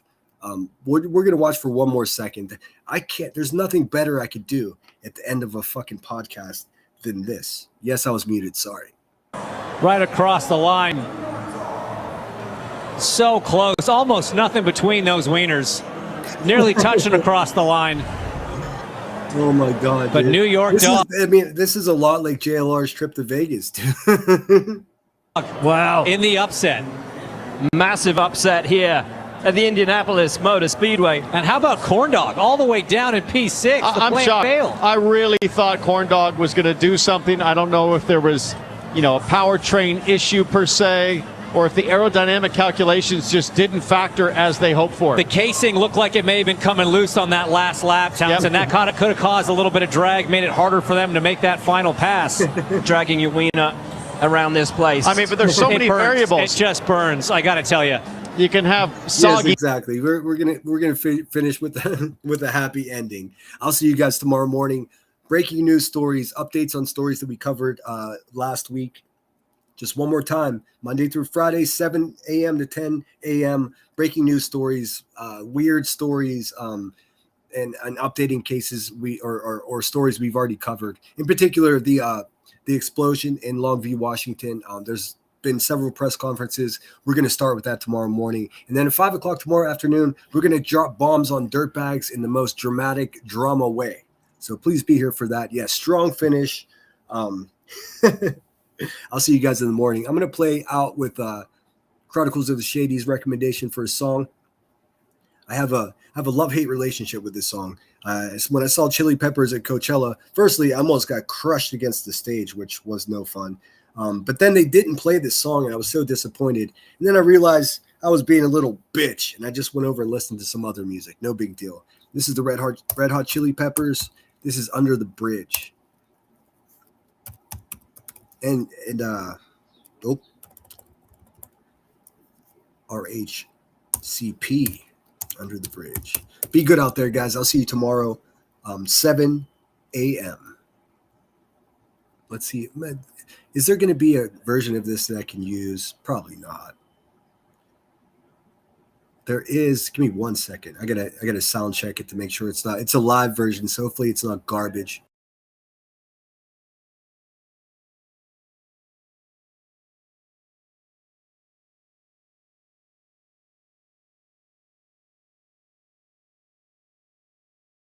And it is a garbage version, so I'm just going to play the original, man. Fuck it. What are you going to do? What are you going to do, dude? I'm not going to play some.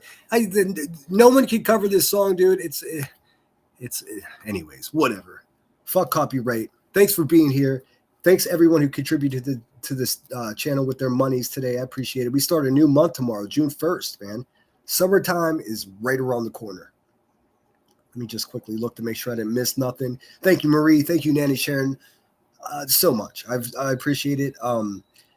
Cloudy Cake Spur, thank you so much. Musta, thank you so much for maintaining your membership. Consider becoming a member. We're going to be blazing through the summer, guys. I mean, I'm going to you'll see. I'm going to have more content than you can shake a fucking stick at. This is the Red Hot Chili Peppers, and I will see you fine folks at 7 a.m. Be good to yourself. And then if you have any energy left after that, be good to everyone else around you. Start there. You know what I'm saying? All right, guys. This is, again, Chili Peppers, Under the Bridge. If this cuts off, I won't pop back up. They might get me for the copyright. And if you come back later tonight to try to watch a replay, please forgive me. I may have to edit this out, but, we only live once. Sinner out. Oops, wait. There we go. Yeah, sinner out.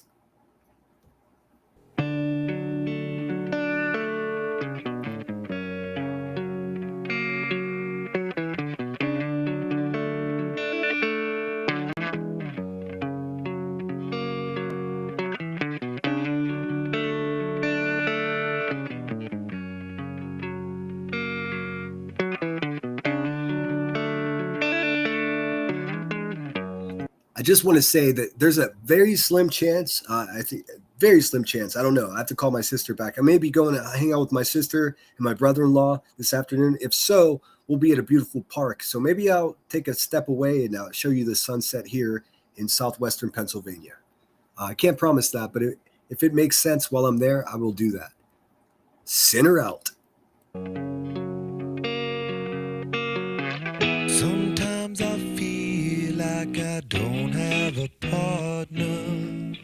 Sometimes I feel like my only friend is the city I live in, the city of angel.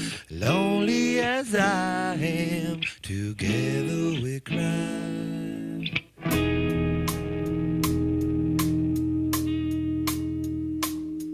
I drive on the streets 'cause she's my companion. I walk through the hills 'cause she knows who I am. She sees my good deeds and she kisses me